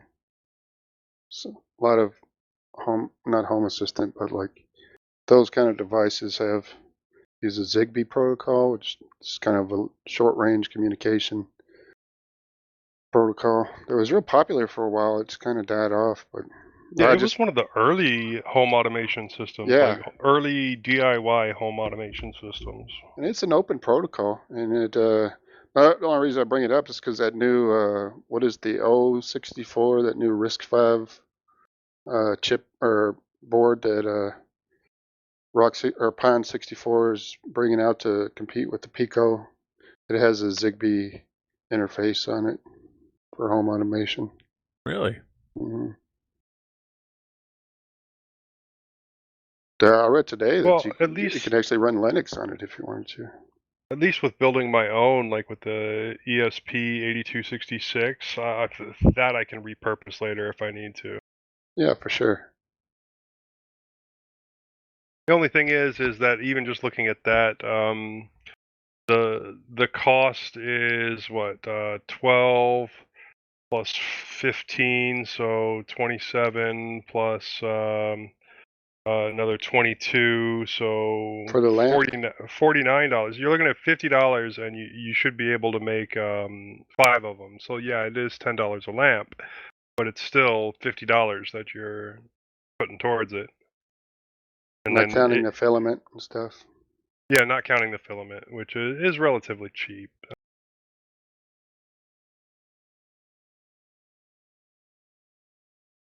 Yeah.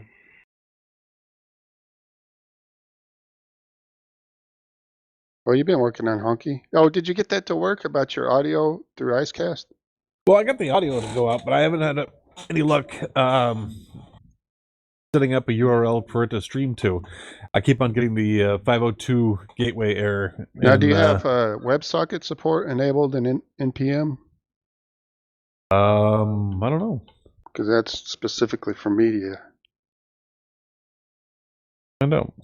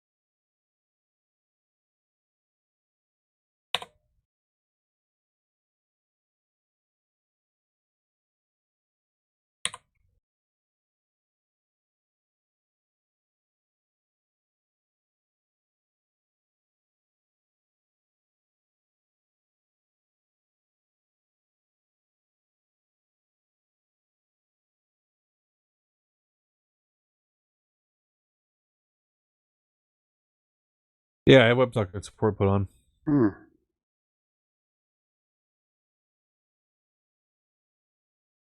And you're trying to and then IceCast, does it have its own web server? Or It's what not do a you web connect? server. It's like a web UI of the stream. Just of the stream. Yeah. HT. Oh, do you have what is it called? HSTS enabled?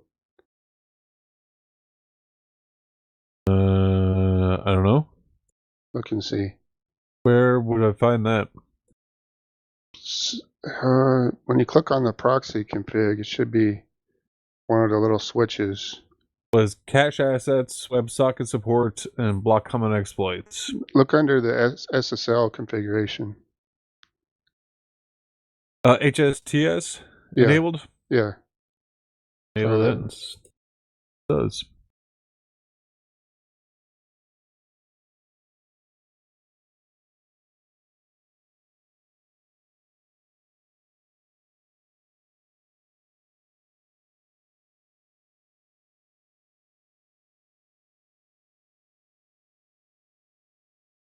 Oh, too bad gateway. So when you connect to it locally, what do you see in your browser? Just a play bar, or You know what? I'll connect it up on this one.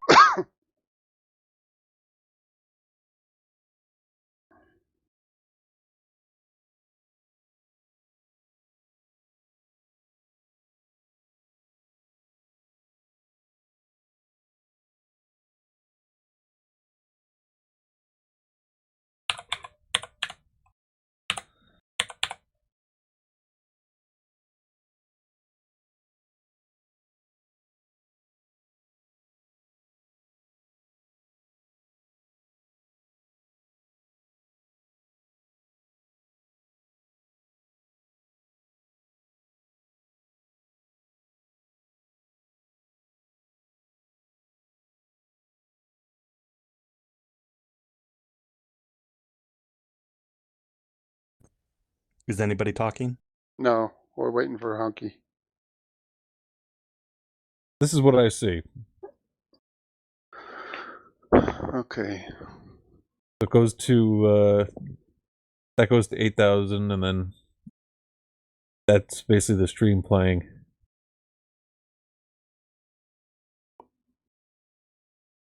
And that's all right. That's port 8000. Yeah. And then you have it. You have it. NPM. And yeah, go to npm. So it's on your malware DNS.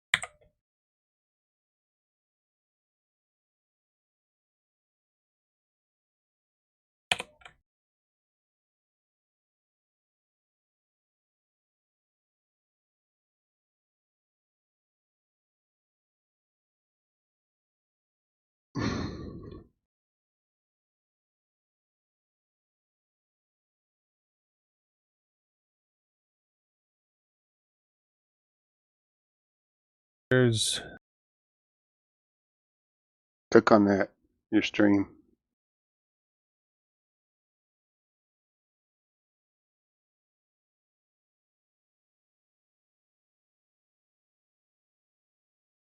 Did you click on it?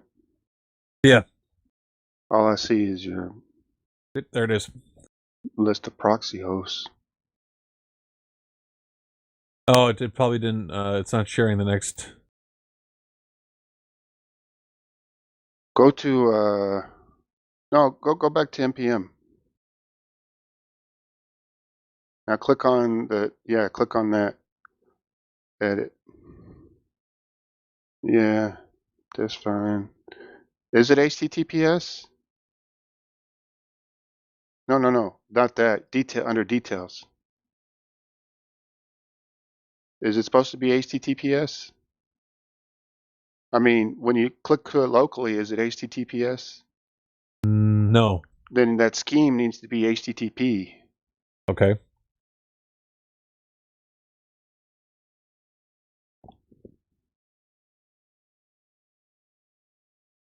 Okay. So you're not sharing it.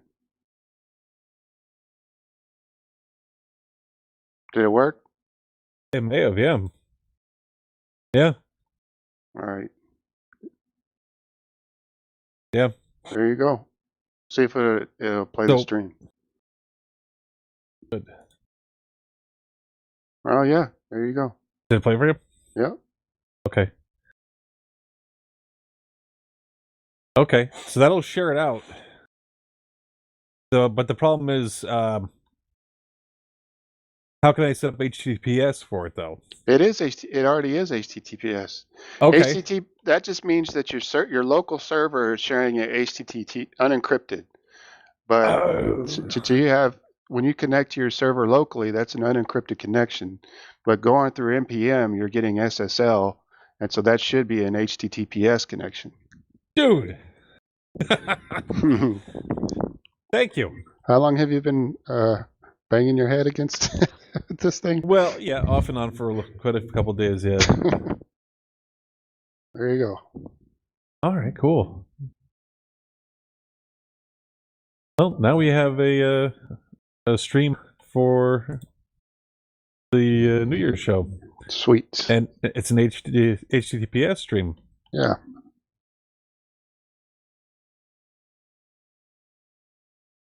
Cool. I got it done before New Year's. Yeah, last year I set it up basically the night before New Year's Eve. I was up until about midnight messing around trying to get something to work. Really? And I finally got it to work, and like the next morning I log on and I'm like, hey, I finally got it working. And I gave Ken the information to for the stream. But it was I basically opened up a port. Unencrypted. Yeah, unencrypted port. And like I said, I think there are some people who are trying to go directly to the because it wasn't straight to it because it was an HTTPS. They were having a hard time connecting to it. Yeah. But people were saying that if they put the URL into like VLC, they had no problem listening to it. Right. So hopefully this year there shouldn't be any problems. Very nice. Very nice. Thank you, sir. Yeah. I like getting stuff done ahead of time. When I connect to Proxmox with NPM, I have to use HTTPS because it uses a self-signed certificate just to connect to the server locally. So, and I think Matrix does too, I believe. But most everything else is just HTTP.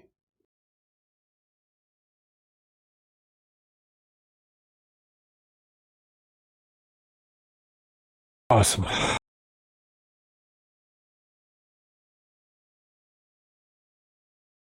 That might have you been doing anything with your pies?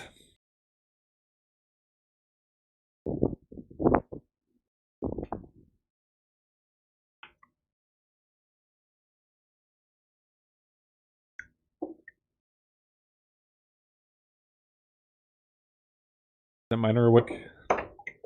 Maybe not. You haven't heard from him in a while. Yeah, I've been just zoning here.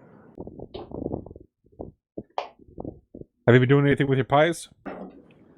Yeah, I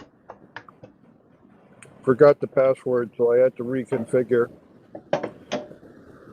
Got some stuff going.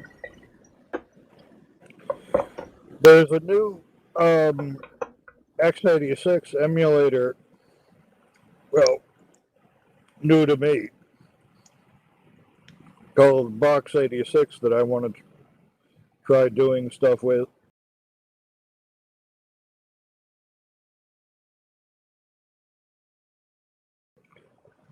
It's a hardware emulator, and then you run your operating system on top of it.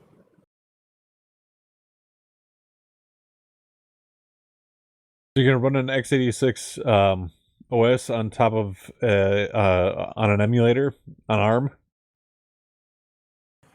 That's what I want to check out. I like to see what the how well that works out, just speeds wise. Well, since it's going to be running MS-DOS, it's not going to be running. It won't need too much real horsepower. There's a multi-instance controller for it, but I don't. The documentation is a little thin.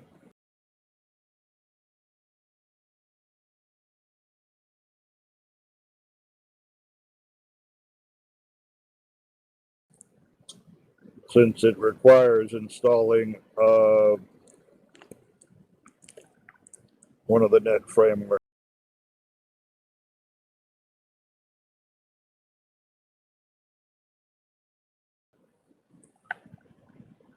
I will be right back after a pause for station identification.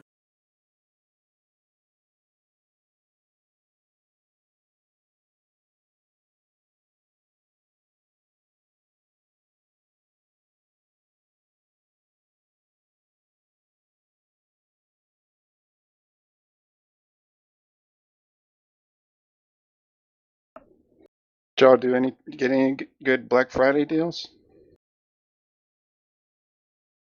I don't leave the house on Black Friday, and I really didn't see anything on Cyber Monday that interested me.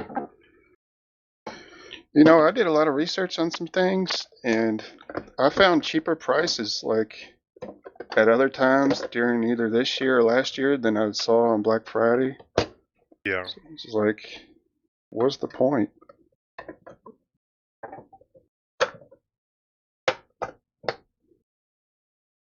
And everybody was doing like month-long Black Fridays or something. Yeah. Now I did get some. Well, I didn't get anything tech related. I got some bedding from Bed Bath and Beyond. They had a big 25% off everything. And then I got one of those sleep number beds for my mom. She's been having like back issues, and they're pretty cool. I sat through the demo and all that stuff, and you get like 100 days to decide if it's what you want or not.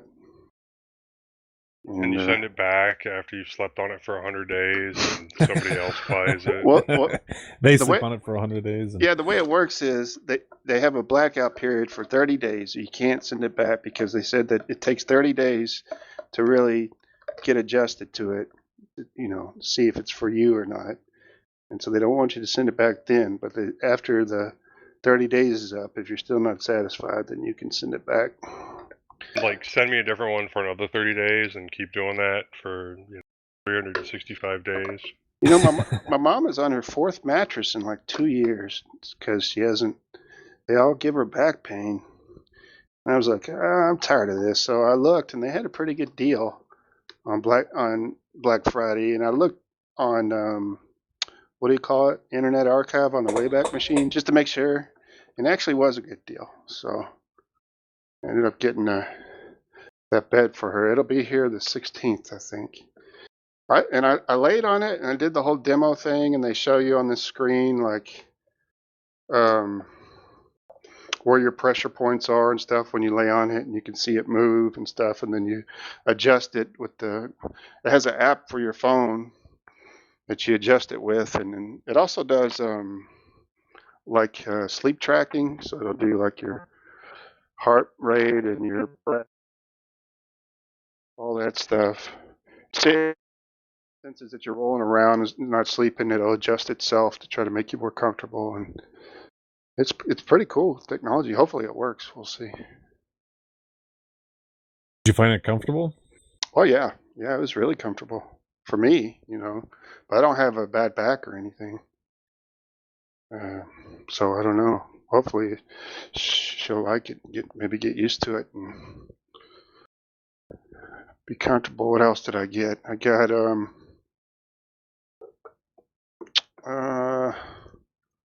little birdhouse for Buster.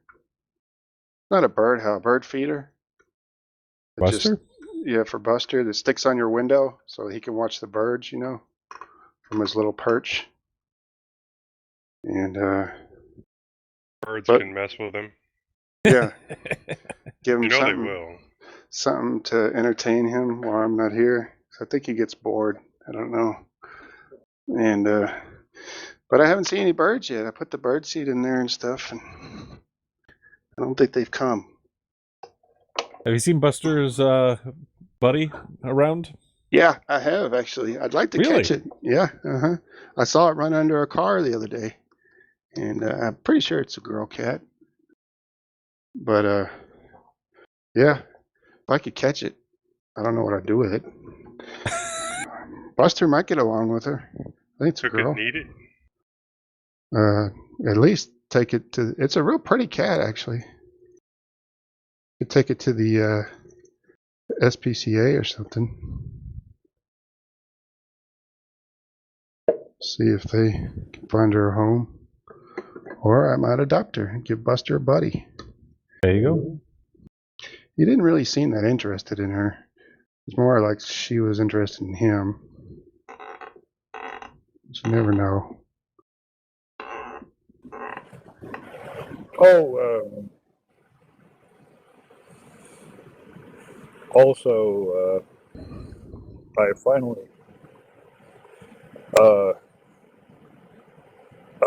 got out a nasty mouse trap and caught my nasty mouse. Is it a glue trap or a snap trap? This was a snap. Snapped his neck.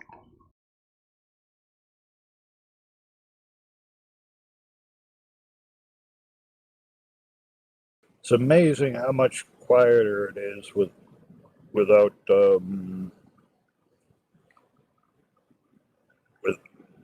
without the mouse doing his thing.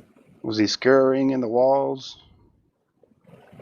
He was doing a lot of stuff, and he was running around, and he was getting quite bold. And I had some no-kill traps, but he just wasn't interested in those. Now, what did you use to bait it? You put some peanut butter in there, or Cheese. cheese? The old standby. This was some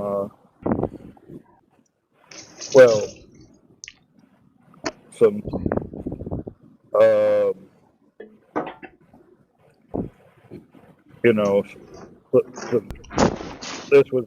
this was just some individual slices of cheese or cheese food from 7-Eleven.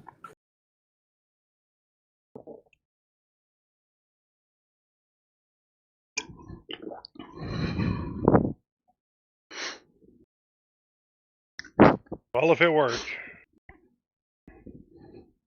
You got him. They got that dirty rat.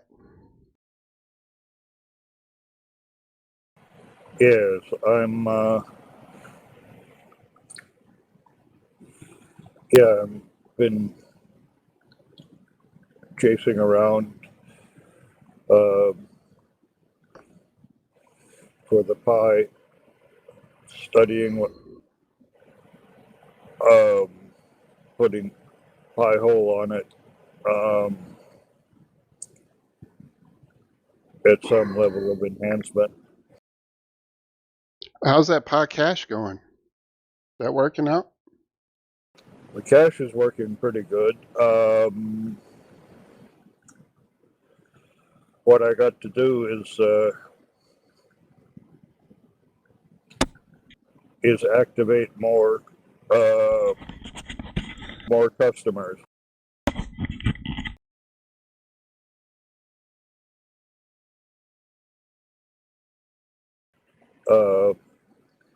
I've got the Minnix Core 2 Duo that I'm going to be setting up as a server of some kind.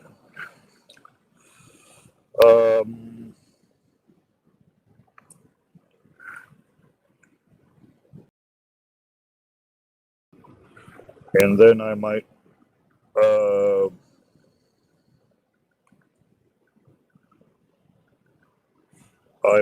put a server only OS on my small 2 gig Pi, and see about that. Speaking of pies, somebody finally picked up our advice in the subreddit and wrote an article on Ars Techna about these using these thin clients, x86 thin clients instead of pies. Yeah, I've seen a couple of YouTube videos about people doing that since you can't get a hold of pies. And then I think we should be credited with starting this whole trend. It's basically saying get a used thin client PC for $30 or so instead of a Pi.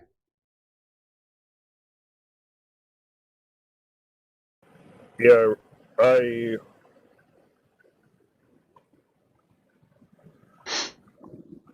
I kind of wish I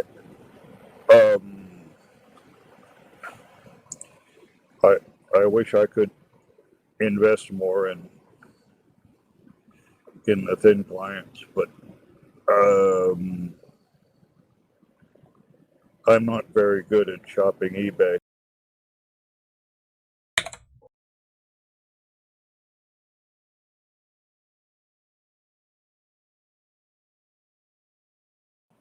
Though even Amazon has them for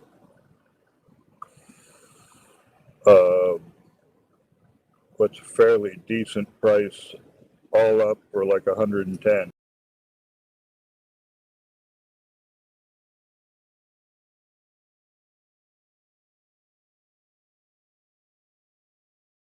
I mean, unless you just really need the tiny size, it's a no-brainer to get a little Wise thin client or something. Quad-core Atom. Well, I always thought part of the advantage too was the power draw. Yeah, that's another.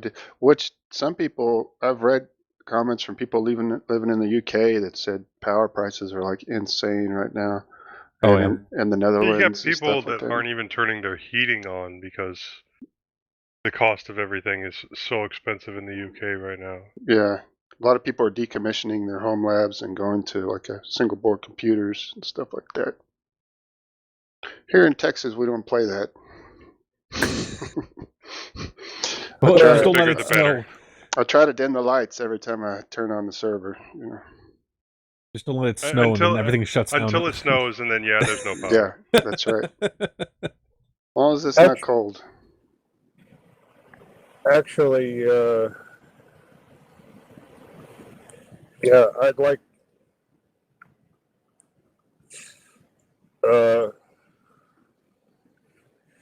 I'll have to see, but yeah, I'd like to have a lightweight x86 server. I mean, Minnix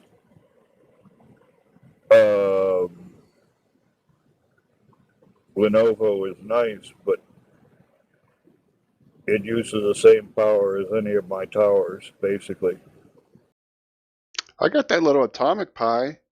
It's a pretty neat little quad-core x86 single board. You still use it? I don't use it for anything. You know. I could have used that for my proxy. And that was really cheap. That's when they were selling them on Amazon for like $20 or something. I think it's got 2 gigs of RAM. And it's quad core Atom CPU and 16 gigabyte eMMC.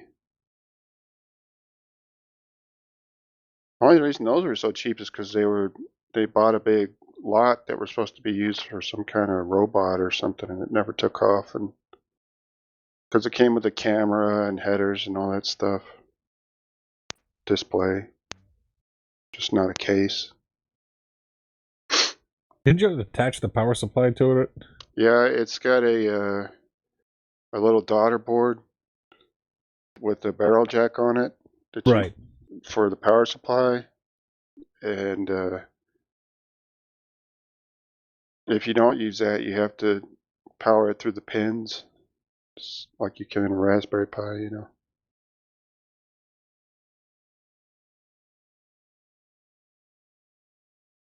But yeah, I don't really use it.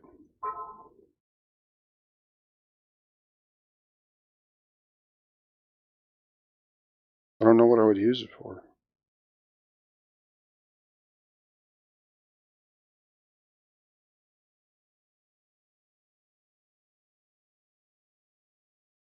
So Morrissey, was that a self-signed error then? Because Proxmox has a self-signed certificate. For whatever reason, it was an issue with that. It worked on my Linode instance because I'd set up the Let's Encrypt. Oh, okay. So Now you're in. I got that working. So it's up. Don't know what to do next. The future is wide open. I don't know how to do what next. You know, I still need to do something with my Oracle, that free node, Oracle node that me and Honky got. Yeah, there's got to be some Oracle-based application that you can just install and run on there to see how it's going. I'm going to try and get Zabbix running on there. I saw that now, I went back and looked at it, and now they're allowing custom ISOs instead of just the Oracle picked ones, I think. So I saw Zabbix has their own image, and I don't know what it's built on, but I'll see if I can upload that to the server. I think it's, what is it? It's an ARM server, isn't it, Hunky, the free one? I thought they had both an ARM and an x86. Did they? I thought I set up an x86 running Ubuntu server. I was trying to get trying to set it up as a email server, but I had zero luck dealing with it. From all the documentation that I saw, I had all the proper ports opened up, and I could SSH into the thing and get stuff running, but I couldn't get anything to work as a server or function or do anything. So, if you set up, you could always set up a home mail server and then set that up, the Oracle one, as a relay, so that your mail doesn't get bounced back and forth. Yeah. Instead of, because most people do that, but they'll pay for a relay server, but you could just set it up as a relay server. Maybe. Yeah. One way to do it.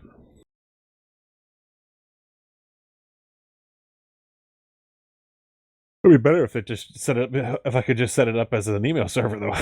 Yeah.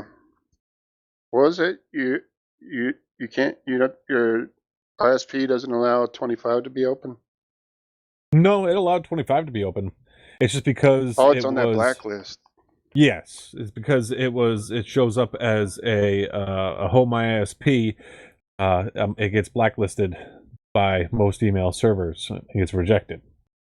The only time that's happened to me was Craigslist. Like, I can't use my self-hosted email for Craigslist ads. Like they won't let me set up an account with that email, and they tell you why, too. Self-hosted internally to your home network? Yeah. Yeah. Like all my So I talked to somebody today about this specific issue, and they said that I just need a cheap safe host. So like a $2.50 Vulture.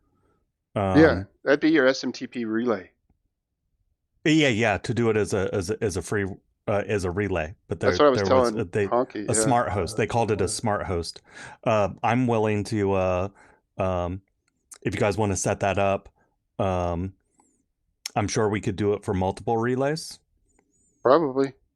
So multiple things could come into Vulture, and then it would route it, or locally it would route out to that server, and then it would no longer be your home IP address range, which is most likely blocked as spam by default. Just See, as I'm lucky. I'm not on the blacklist. ISP Honky ranges. is. Honky's on the blacklist. I'm not. Not yet, anyway. I looked at it before, and I thought I saw some hack where you could manually put in a reverse DNS entry that actually worked. Really? It might have been in conjunction with using like DynaDNS or something. I don't remember.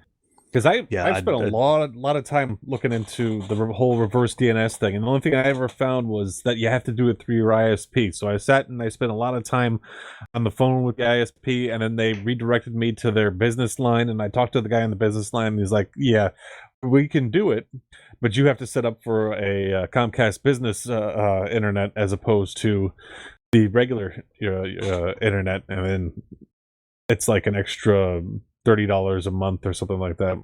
Yeah, business internet, because that gives you a non-generic DNS. Right. That's the only thing it does. If there's some hack that I couldn't find, that'd be freaking awesome. Because that was the only thing that I needed to do. Other than that, it was working fine. Like it'll say an actual IP address instead of like your IP and then SBC global dot roadrunner dot whatever. Right. Well, I have to reset up. Remind me later, and I'll delve into it again. Okay. Exactly what's going on. I'm not going to remember it right this second. I took the that server's been down. The email server's been down for a while since, so I haven't. I'd have to reset it up on something. I think that got repurposed into my Jellyfin server.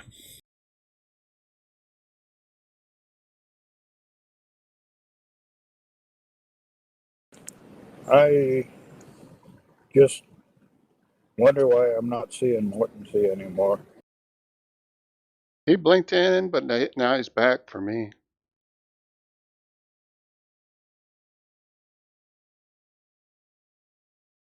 It's real close to his face. Are you talking to us, Mortensey? No, he's laughing. No, he's not talking to us. I've just got the big blue M.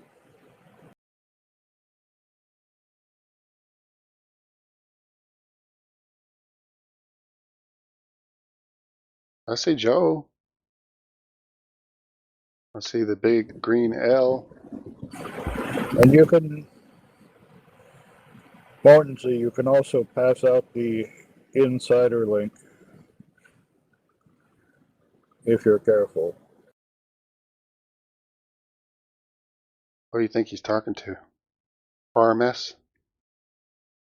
You know, he was at the Linux Fest today. He might have met a new friend. Was he? Mm-hmm. No, I meant it was RMS at the Linux Fest. No, I didn't think so. I don't know. Well, he might have been. That's who Mortensen's talking to. Not for over a decade. Is that who you're talking to? RMS? Does it keep cutting you off and telling you it's GNU Linux, not just Linux?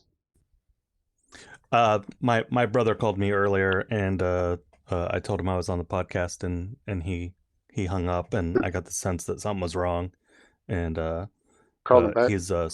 He's stranded and needs a ride home. Oh no! So I'm gonna go pick him up and take him to his house. So it'll be like an hour or more driving. Yeah. Well, I will bring my headset with me, so if I push the button, it should only be road noise and not all the other noise from it being hot. Well, good luck.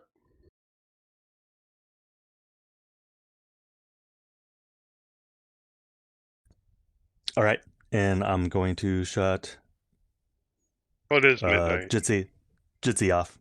Okay. See you later. Good night. See, I'll stay on Mumble so I can say goodbye when you're signing off. Okay.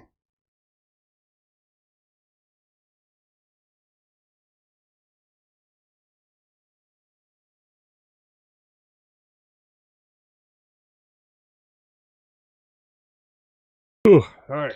We got a link from nomadscry on here. What? It's similar to Audio Bookshelf. Oh yeah. It just works in a different way. I'm going to put it in the notes. Audio feeder.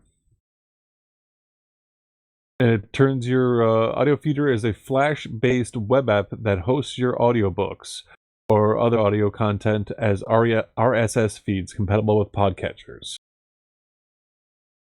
So I wonder if it makes one giant RSS feed for everything, or maybe if it makes individual feeds for.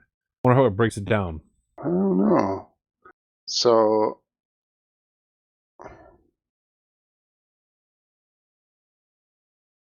Rendered Okay. feeds. For each entry, audio feeder can also generate rendered feeds depending on what metadata is available.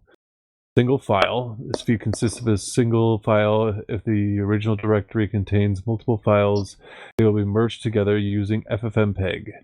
If chapter information is not available in the original files, each will be considered a separate chapter. Chapters. This feed has one file per chapter. Available if explicit chapter metadata is available in file.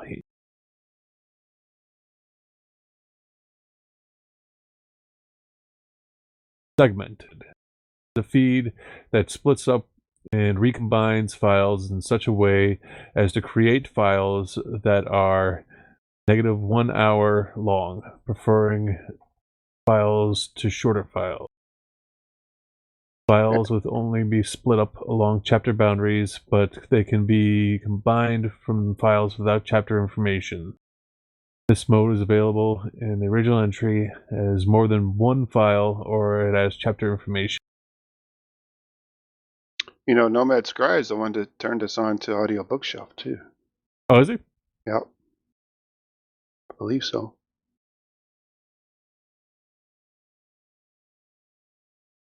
Set up a QR code, so each feed has an associated QR code.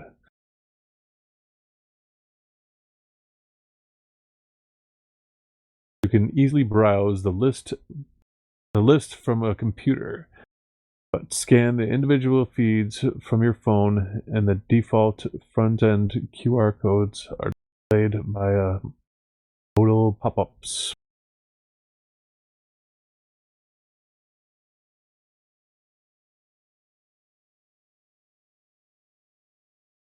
You know, Joe, how we were talking about what will we do with our soldering irons besides just solder? There is a operating system, a firmware called IronOS, Flexible Soldering Iron Control Firmware. Put in the show notes.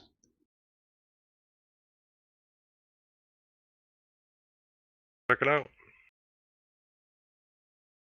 And like it tells you what is compatible with what. The PineSol version 2 has EPR and BLE. BLE, I know. What is EPR?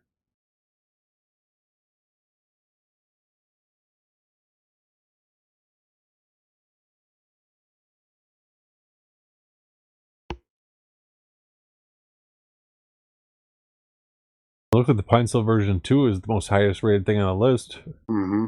The most compatible. Key features: PID style iron temperature control, automatic sleep with selectable sensitivity, motion wake support, All settings exposed in the intuitive menu. With the TS100, set a voltage lower limit for lithium batteries so you don't kill your battery pack. TS80, set 18 watt or 24 watt settings for your power bank. PineCell V2 supports USB PD EPR for 28 volt operation. Oh, so you can run it at higher powers. Yeah. Improved readability fonts. Use hardware features to improve reliability. Can disable movement detection if desired. Boost mode lets you temporarily change the temperature when soldering. Raise the temperature for short periods. Has a battery charge level indicator if power source is set to a LiPo cell count. Also, power bank operating voltage is displayed. Pretty cool. Yeah. Custom boot up logo support. Automatic LCD rotation based on the orientation.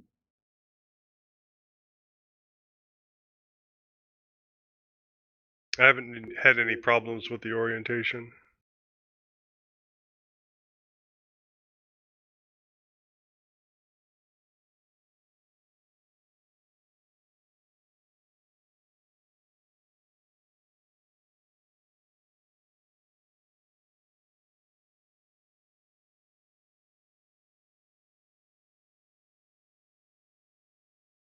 I don't see that it provides much more functionality. Still cool though, don't get me wrong. Well, the point is not whether you should, but whether you can, right? I was looking at that other one, the audio feeder. Mm-hmm. Oh yeah, the RSS audio feeder. Yeah. Audiobook feeder. By the way, the movie's in the Matrix room. If anybody wants to grab it.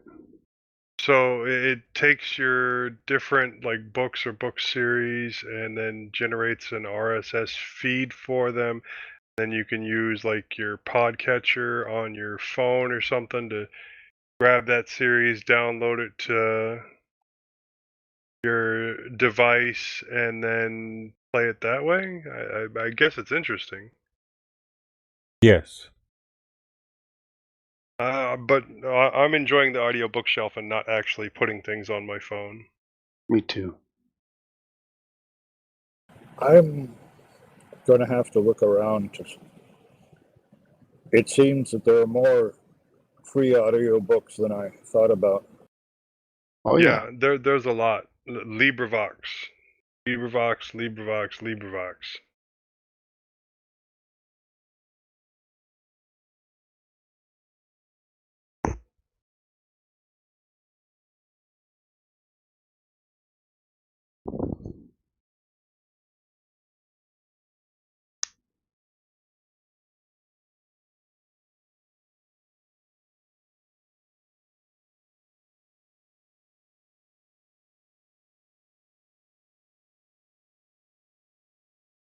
Is there anything you can recommend off of LibriVox? LibriVox all the is Wizard hit of and Oz miss. stuff. Yeah. So it depends the- on who's reading it. Yeah, that's one thing about LibriVox is it's all volunteers doing the reading, so Mhm. you got to catch somebody that's good. But all the different Wizard of Oz books are on there.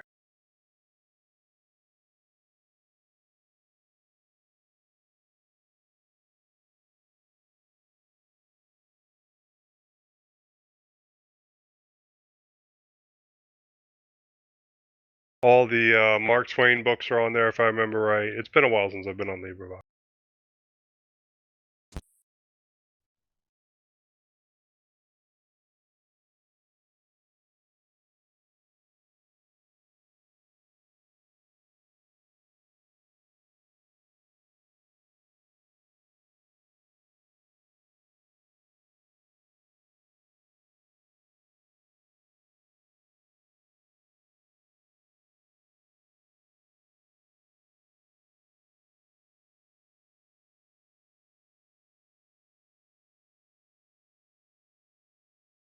I got a link on here for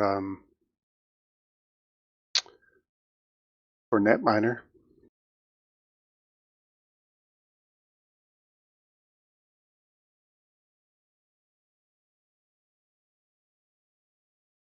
Care to guess which one it is? The one you just put in the notes? You're not supposed to look at the notes. Oh, Just supposed to guess. Oh. Looking at the subreddit. Do you still want me to guess? No, I guess you can say no. Telnet BBS guide? Yeah, Telnet. I mean, BBS is still alive and well. I found this BBS guide website that has all these active BBSs, and man, there is what it says 1,033 BBS boards still being ran today. Crazy. Yeah, it is. I'm gonna try to log into one right now. Through Telnet? Yeah, let's see. 8-bit playground. Let's try that one. If I try to log in at the same time, will it crash? It might. Do I even have? Oh no, I don't have Telnet installed. Maybe I should do that. Well, some of them actually have SSH installed. Yeah, you can sort by modem, Telnet, or SSH, or install Telnet. So I guess I just Telnet and then copy the link. Where's a good one? How about after hours BBS? Let me try that one.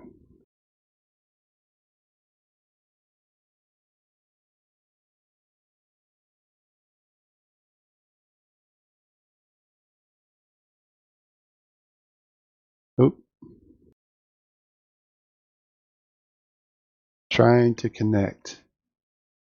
Let's see if it works. Still trying.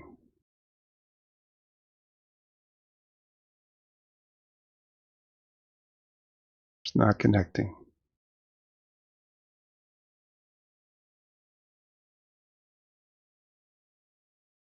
Well, they have an SSH address too. Let me try that.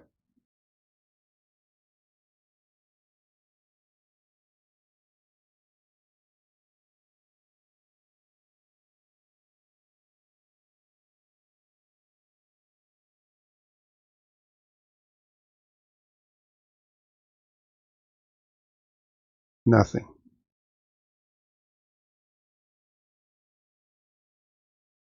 I don't think the server's up. Do they have a list of like servers that are actually active? Oh, has a star added within the last 30 days. Okay. You've got to remember that some of these may be very, very limited access.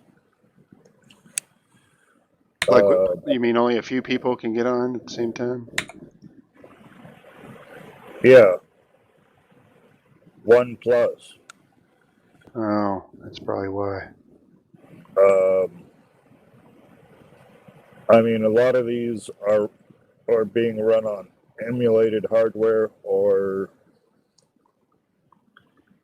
very old PCs. Let's try this one. Ann's BBS.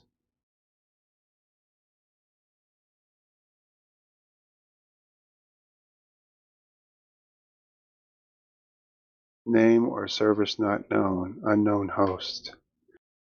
All right. Try another one. Actually, if you do a search for VERT, it'll bring you to Virtuin. That was the actual last BBS I ran on a PC. It was running Synchronet software. It looks like they only allow Telnet connections, though. What was it? EERT? V, Victor. ERT. BBS. VERT BBS? If you just search for V, the actual name is V. It's actually spelled VERTRAUEN. But if you just search for Vert, VERT, it'll bring you to it. But it looks like they only allow telnet connections. But the person who wrote it was the developer of Synchronet BBS software for the PC. Okay, I'm here now.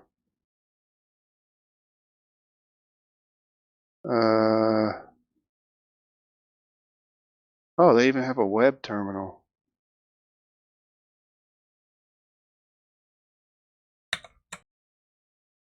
Vert.synchronet.synchro.net.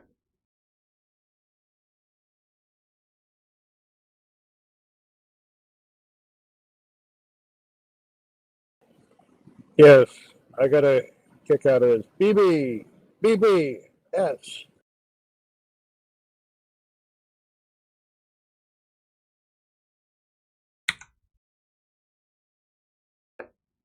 Okay, here we go.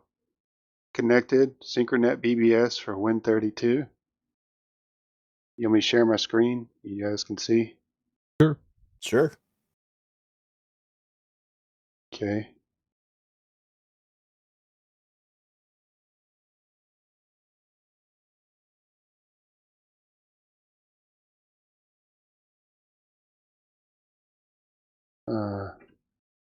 Can you see it? Yep. All Yep. right. If you are a new user to the system, type new now. New. Oop. New. Hit your backspace or delete left key.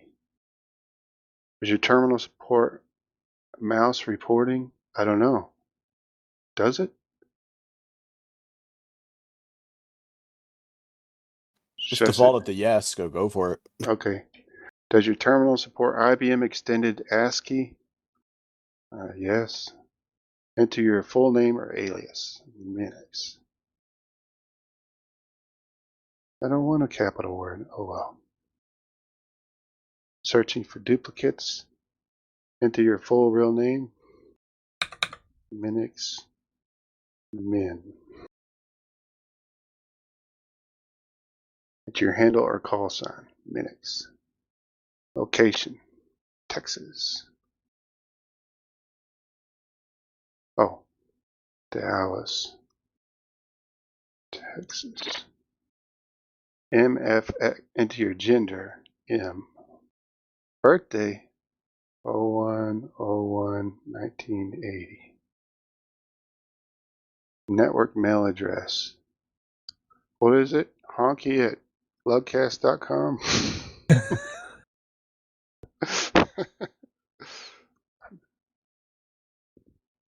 Or person emote. Yes. Yes. Synchronet. Win32 multi-threaded bulletin board system. Native version for Win32 and Unix 86. Hit a key. At hit a key prompts, you can hit Control-C or Q to stop listening to text. Hitting down arrow or Control-J at auto pause prompts will scroll one line at a time, while hitting any other key will continue one page at a time. The global abort operation key sequence is Control-C. So, list users online, Control-U.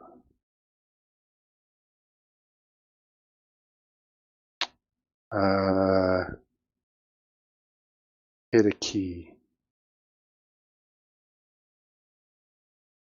System policies.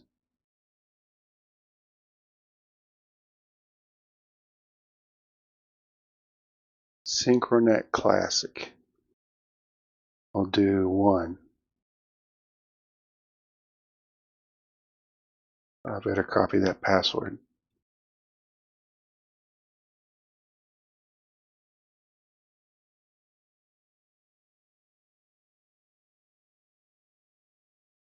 All right. No. This password verification. There we go. Terminal mode. Terminal dimensions. Command shell. I guess terminal mode. T. Use automatic terminal type detection. Yes. Does your terminal display bright background ice colors? This text is black on yellow and not blinking. No. Yes. Backspace. T. Oh, why do I have to do this again? I think you need to hit Q afterwards to quit out of that. Okay. Q.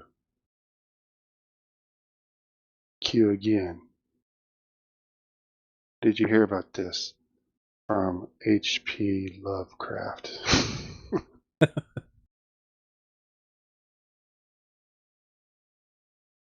Sure, why not? No. Are you a sysop of Synchronet? No. Select an avatar. Holy shit, why can't I just talk to people?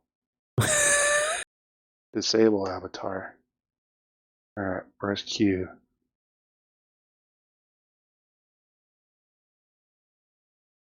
Hit a key, Synchronet.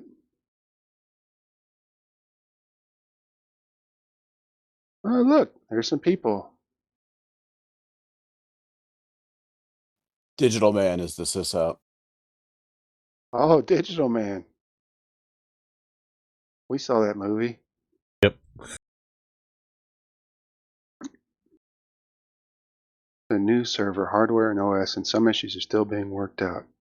Log on today. Yes, read my mail. Welcome to Vertron.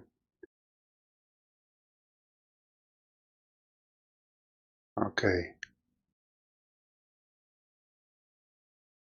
Yes. Oh, these people are talking about hard drives. So, to the people listening, I've logged into Synchronet BBS, Vertron, and I'm currently in the terminal and reading messages that people have left on the Synchronet BBS. This guy says, so new hard disk image with the old data, some lost and upgraded to the latest Debian Jessie on a much faster motherboard, CPU, memory platform, and cvs.synchro.net lives on. Vert, wiki, FTP, etc. are dependent on the file, blah, blah, blah. So I see now that that server and HP Workstation had been providing these critical Synchronet and Vertron services for 6.8 years before being replaced with a younger, faster HP Workstation.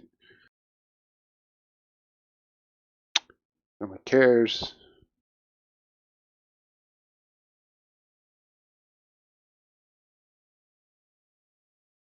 About 2 months ago, I started doing some research on BBSs. I'm planning on setting up a 10 gnome BBS on my home computer, and once I start designing it a bit, I think this might be my main BBS. It's a pretty nice place, Digital Man. This is just going through all the mail and messages. So you've been on here before, Lovecraft? Years ago in the 90s when I was actually running the software on Windows. Oh, really? Yeah, I was in pretty regular touch with the guy who wrote it, Rob, Digital Man. He took a lot cool of guy? feature requests and stuff like that. Yeah, he was he founded DoveNet, which there was some quick mentions of in there, which was a smaller scale networked message bases, a lot smaller than like FidoNet. But there were some pretty interesting things going on. Huh. This is my first time ever using a BBS. So I guess people just post messages and you go back and read them and post replies. Yeah, there's generally like a bunch of message bases which are various subjects, and usually what most people would do they would come on and they would do a scan of a global scan of all the new message bases, see what messages were new, and there would be like threaded replies. You could reply to them, and you play some online games. He probably has some games installed, and file transfers used to be a big thing too, but nobody probably cares about that anymore. This guy's trying to get it Synchronet BBS running on a Raspberry Pi 4B. He's having problems.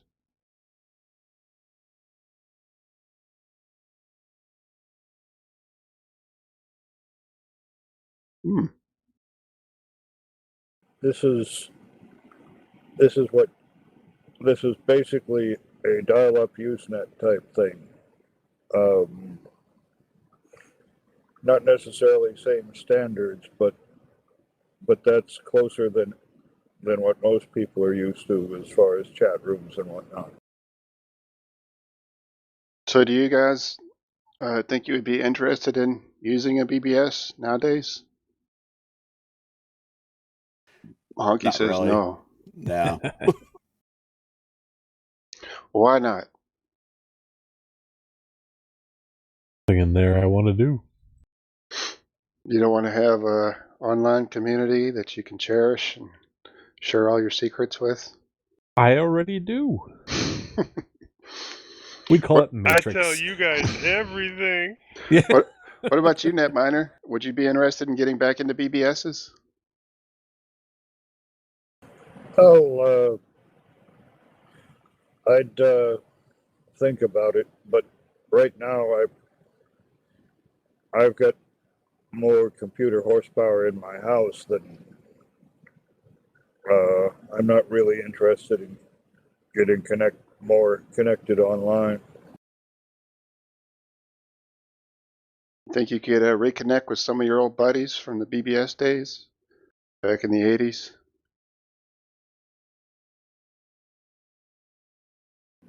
Well, actually, one of the bulletin boards that I use is still out there. Unfortunately, I don't have the money to pay the dues.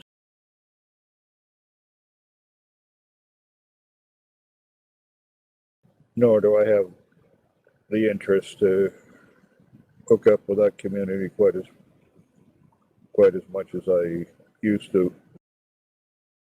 Now, how much do they charge to join a BBS? Is it expensive? Why do they charge when you can run it on an Amiga computer? Well, I don't know what their current values are. When they were supporting multiple phone lines and multiple dial-ups and stuff like that, they had rather high overhead. These See, days, I can see that for sure, yeah. that can be, depending on how they're handling it, you could get a lot more bandwidth over one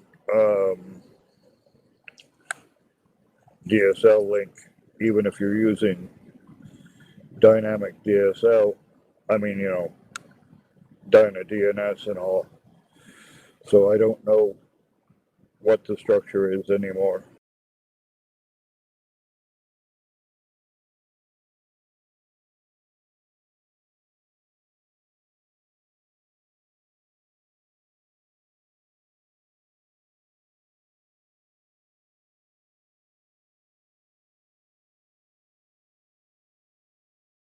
Remember that episode of Nathan For You I told you about, where they had the asexual computer repair technicians? Yep. Well, I posted an article on Reddit as to why that's necessary. He was right. He was onto something. Nathan's always right. This story is about thinking about taking your computer to the repair shop. Be very afraid. Said, not surprisingly, female customers bear the brunt of privacy violations. And it's all about people getting snooped on when they take the computer to get fixed at repair shops. This is why you get your grandson to do your computer stuff for you. And don't trust, what is the Best Buy guys? What are they called? Geek Squad. Geek Squad. Geek Squad, yeah. I have heard horror stories about machines that have had Geek Squad hands on them.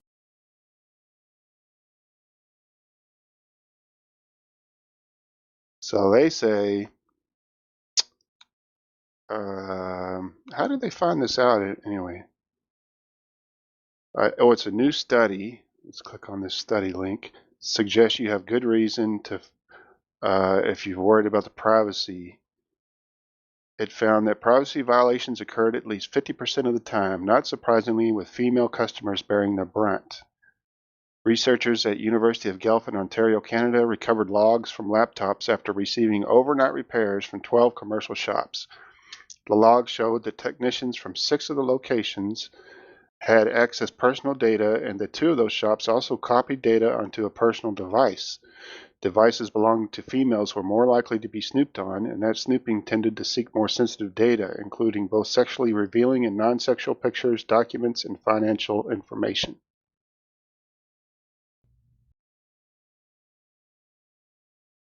Does this surprise anybody? No. No.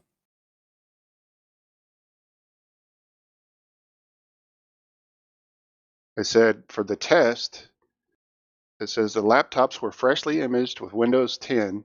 All were free of malware and other defects and in perfect working condition with one exception. The audio driver was disabled.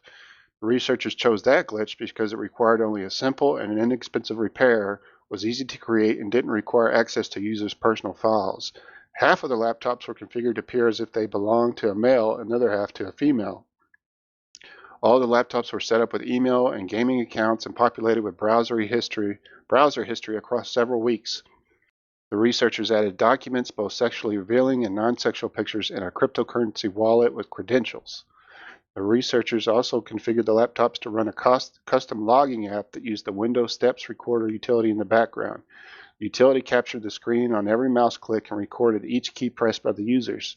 The researchers also enabled a Windows audit policy to log access to any file on the device. The researchers then brought the laptops to 2 national outlets, 2 regional ones, and 4 local ones. Half the customers were male and half were female. Besides widespread snooping, the study uncovered other problems. Repair shops provide no privacy policy. Repair technicians required a customer to surrender their login password even when it wasn't necessary for the repair needed.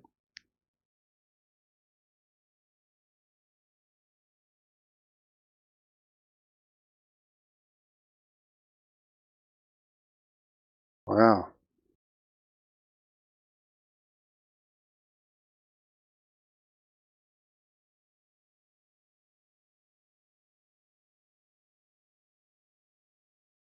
So they must have had that sexual predator alarm just blaring in the background when they were looking at these computers. The blue light was flashing and going nuts.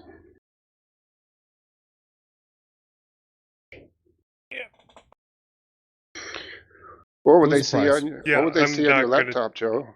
I'm not going to take my computer to a repair shop. Where would you take it? My garage?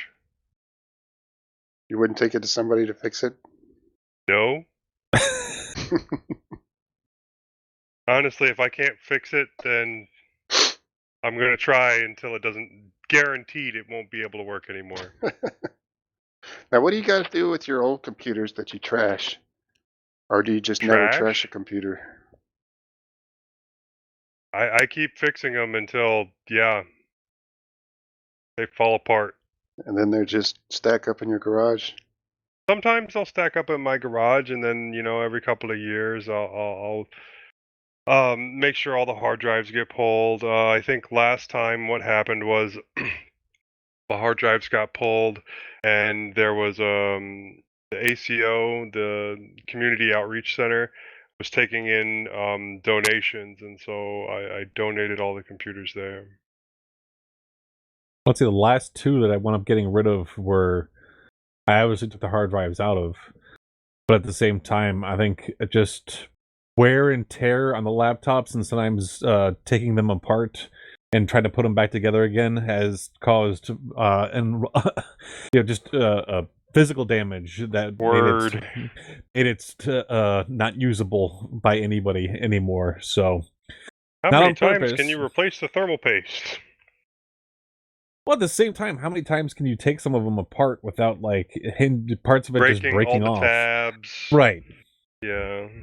I mean, they stick like the RAM Stripping and out hard the drive screws. underneath the keyboard part of it. You have to take the back part off to be able to get at the thing, to just be able to rip the keyboard out, just so you can get at the stick of RAM that's underneath there. And I think I was still using 32-bit netbooks until 4 or 5 years ago. So I think it was just recently that I have one more 32-bit machine that's upstairs that my daughter is using, that I think I am going to switch it out with a desktop, because she really doesn't need a laptop. She has a tablet to play around with games and stuff like that and videos.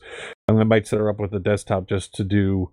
The one thing that I think she would enjoy doing would be like picture and video editing type of things, because she likes taking pictures and she likes taking videos of things. So if I could teach her how to do some very basic picture and video editing, she might have fun with that. I'm going to point out to you that it's almost 1 a.m. Yeah, I know. Are you? The PC, my old backup server, I donated to the hackerspace. I use that Linux shred command Oh yeah. on the disk and just let it run overnight, and that's You all I know, did. Yeah, I just don't donate hard drives. I will donate all the gear, all of everything. And I'll just pull the hard drive. Well, see, this is the only thing worthwhile about the computer was the hard drive. So that's why I gave it to them, so they could use it for member storage, file storage. Of course, they put Windows 10 on it, and but So- it's got plenty of storage.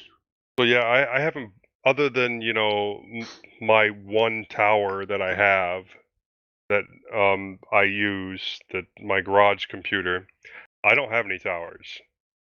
The rest of it's all laptops and mini PCs and tablets. I have one that used to be that somebody gave me, that used to be a like Windows XP media tower that I had, that used to be my my podcasting tower, but I decommissioned that recently. Yeah, that needed to be decommissioned. And then I just inherited a small tower.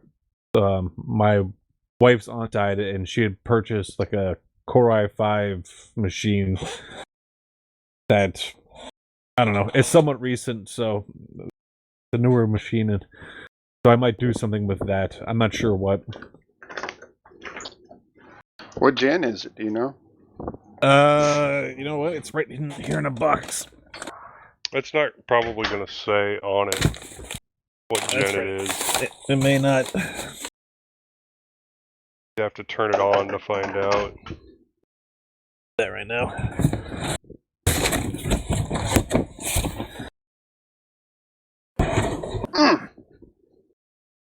But even if it's 4th or 5th gen, which would make it pretty old at this point, that's still usable. Yeah. Core i5 7th gen. Oh, nice. Go. Yeah. You scored. That'll do Dell fine. Optiplex 3050. Hold it up. Let me see it. Oh, okay. I see. A little mini tower. Yeah. That's probably your nicest computer at this point. Yeah, it is. It definitely is. Because the one that Dell I'm running for my backup server is a 6th gen i5, and it's really fast. Yeah. So that 7th gen do you good. What are you going to do with it? No idea at this point. Proxmox. But I like everything that I got. I don't want to decommission all of my little mini servers to set up a Proxmox server. You should. Well, use one of them as a backup server and just back it up every night. Figure something out. Hope Warnsey worked it out with his brother. Right? You want to call it a night? Oh, Joe. Sure. Yes. Tomorrow is the Raspberry Pi meetup at the Hackerspace. Tomorrow I have a party I have to go to. I think it's tomorrow. Tomorrow I have a party that I have to go to. In the morning? Yeah. Well, I have to, bake said party. What? Yes, tomorrow morning, 10 a.m. I'll be busy. Bullshit. I will be. I'll be busy. Getting baked. Well, I'm going. I safely got my brother, and I've Oh. another 40 minutes to get him home, Nice. Where's Yeah, it? and I gotta It get is far. going. and then I'll have to drive back. What?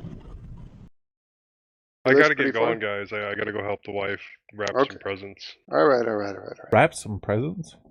Oh, is Wrap it? You some said it was a Christmas. presents. It's a Christmas party. Do they do like a Yankee swap? White elephant. That's what we So, call it yeah. here in Texas. Same thing. My assumption I've is heard that of a it's the purple same elephant. as a Yankee swap. It's a white elephant. What's a white elephant? It's same thing. Yankee swap. Is a purple elephant? No, it's white elephant. That's the way it's correct. Yankee swap Yep. is a bastardization. You do enough bacon, you'll see some purple elephants. All right. Where are we at here? Next recording date will be December 16th, 2022. Our music is Downright, provided by Klaatu and Broam. I'd like to thank Delwin for the use of his mumble server. Finally, we'd like to give a special thanks to Fatherfinch, Fweeb, Dave Morris, and Tony Beemus for all their help and support over the years. I've been your host for this evening, Honky Magoo. With us tonight has been Joe. Good night.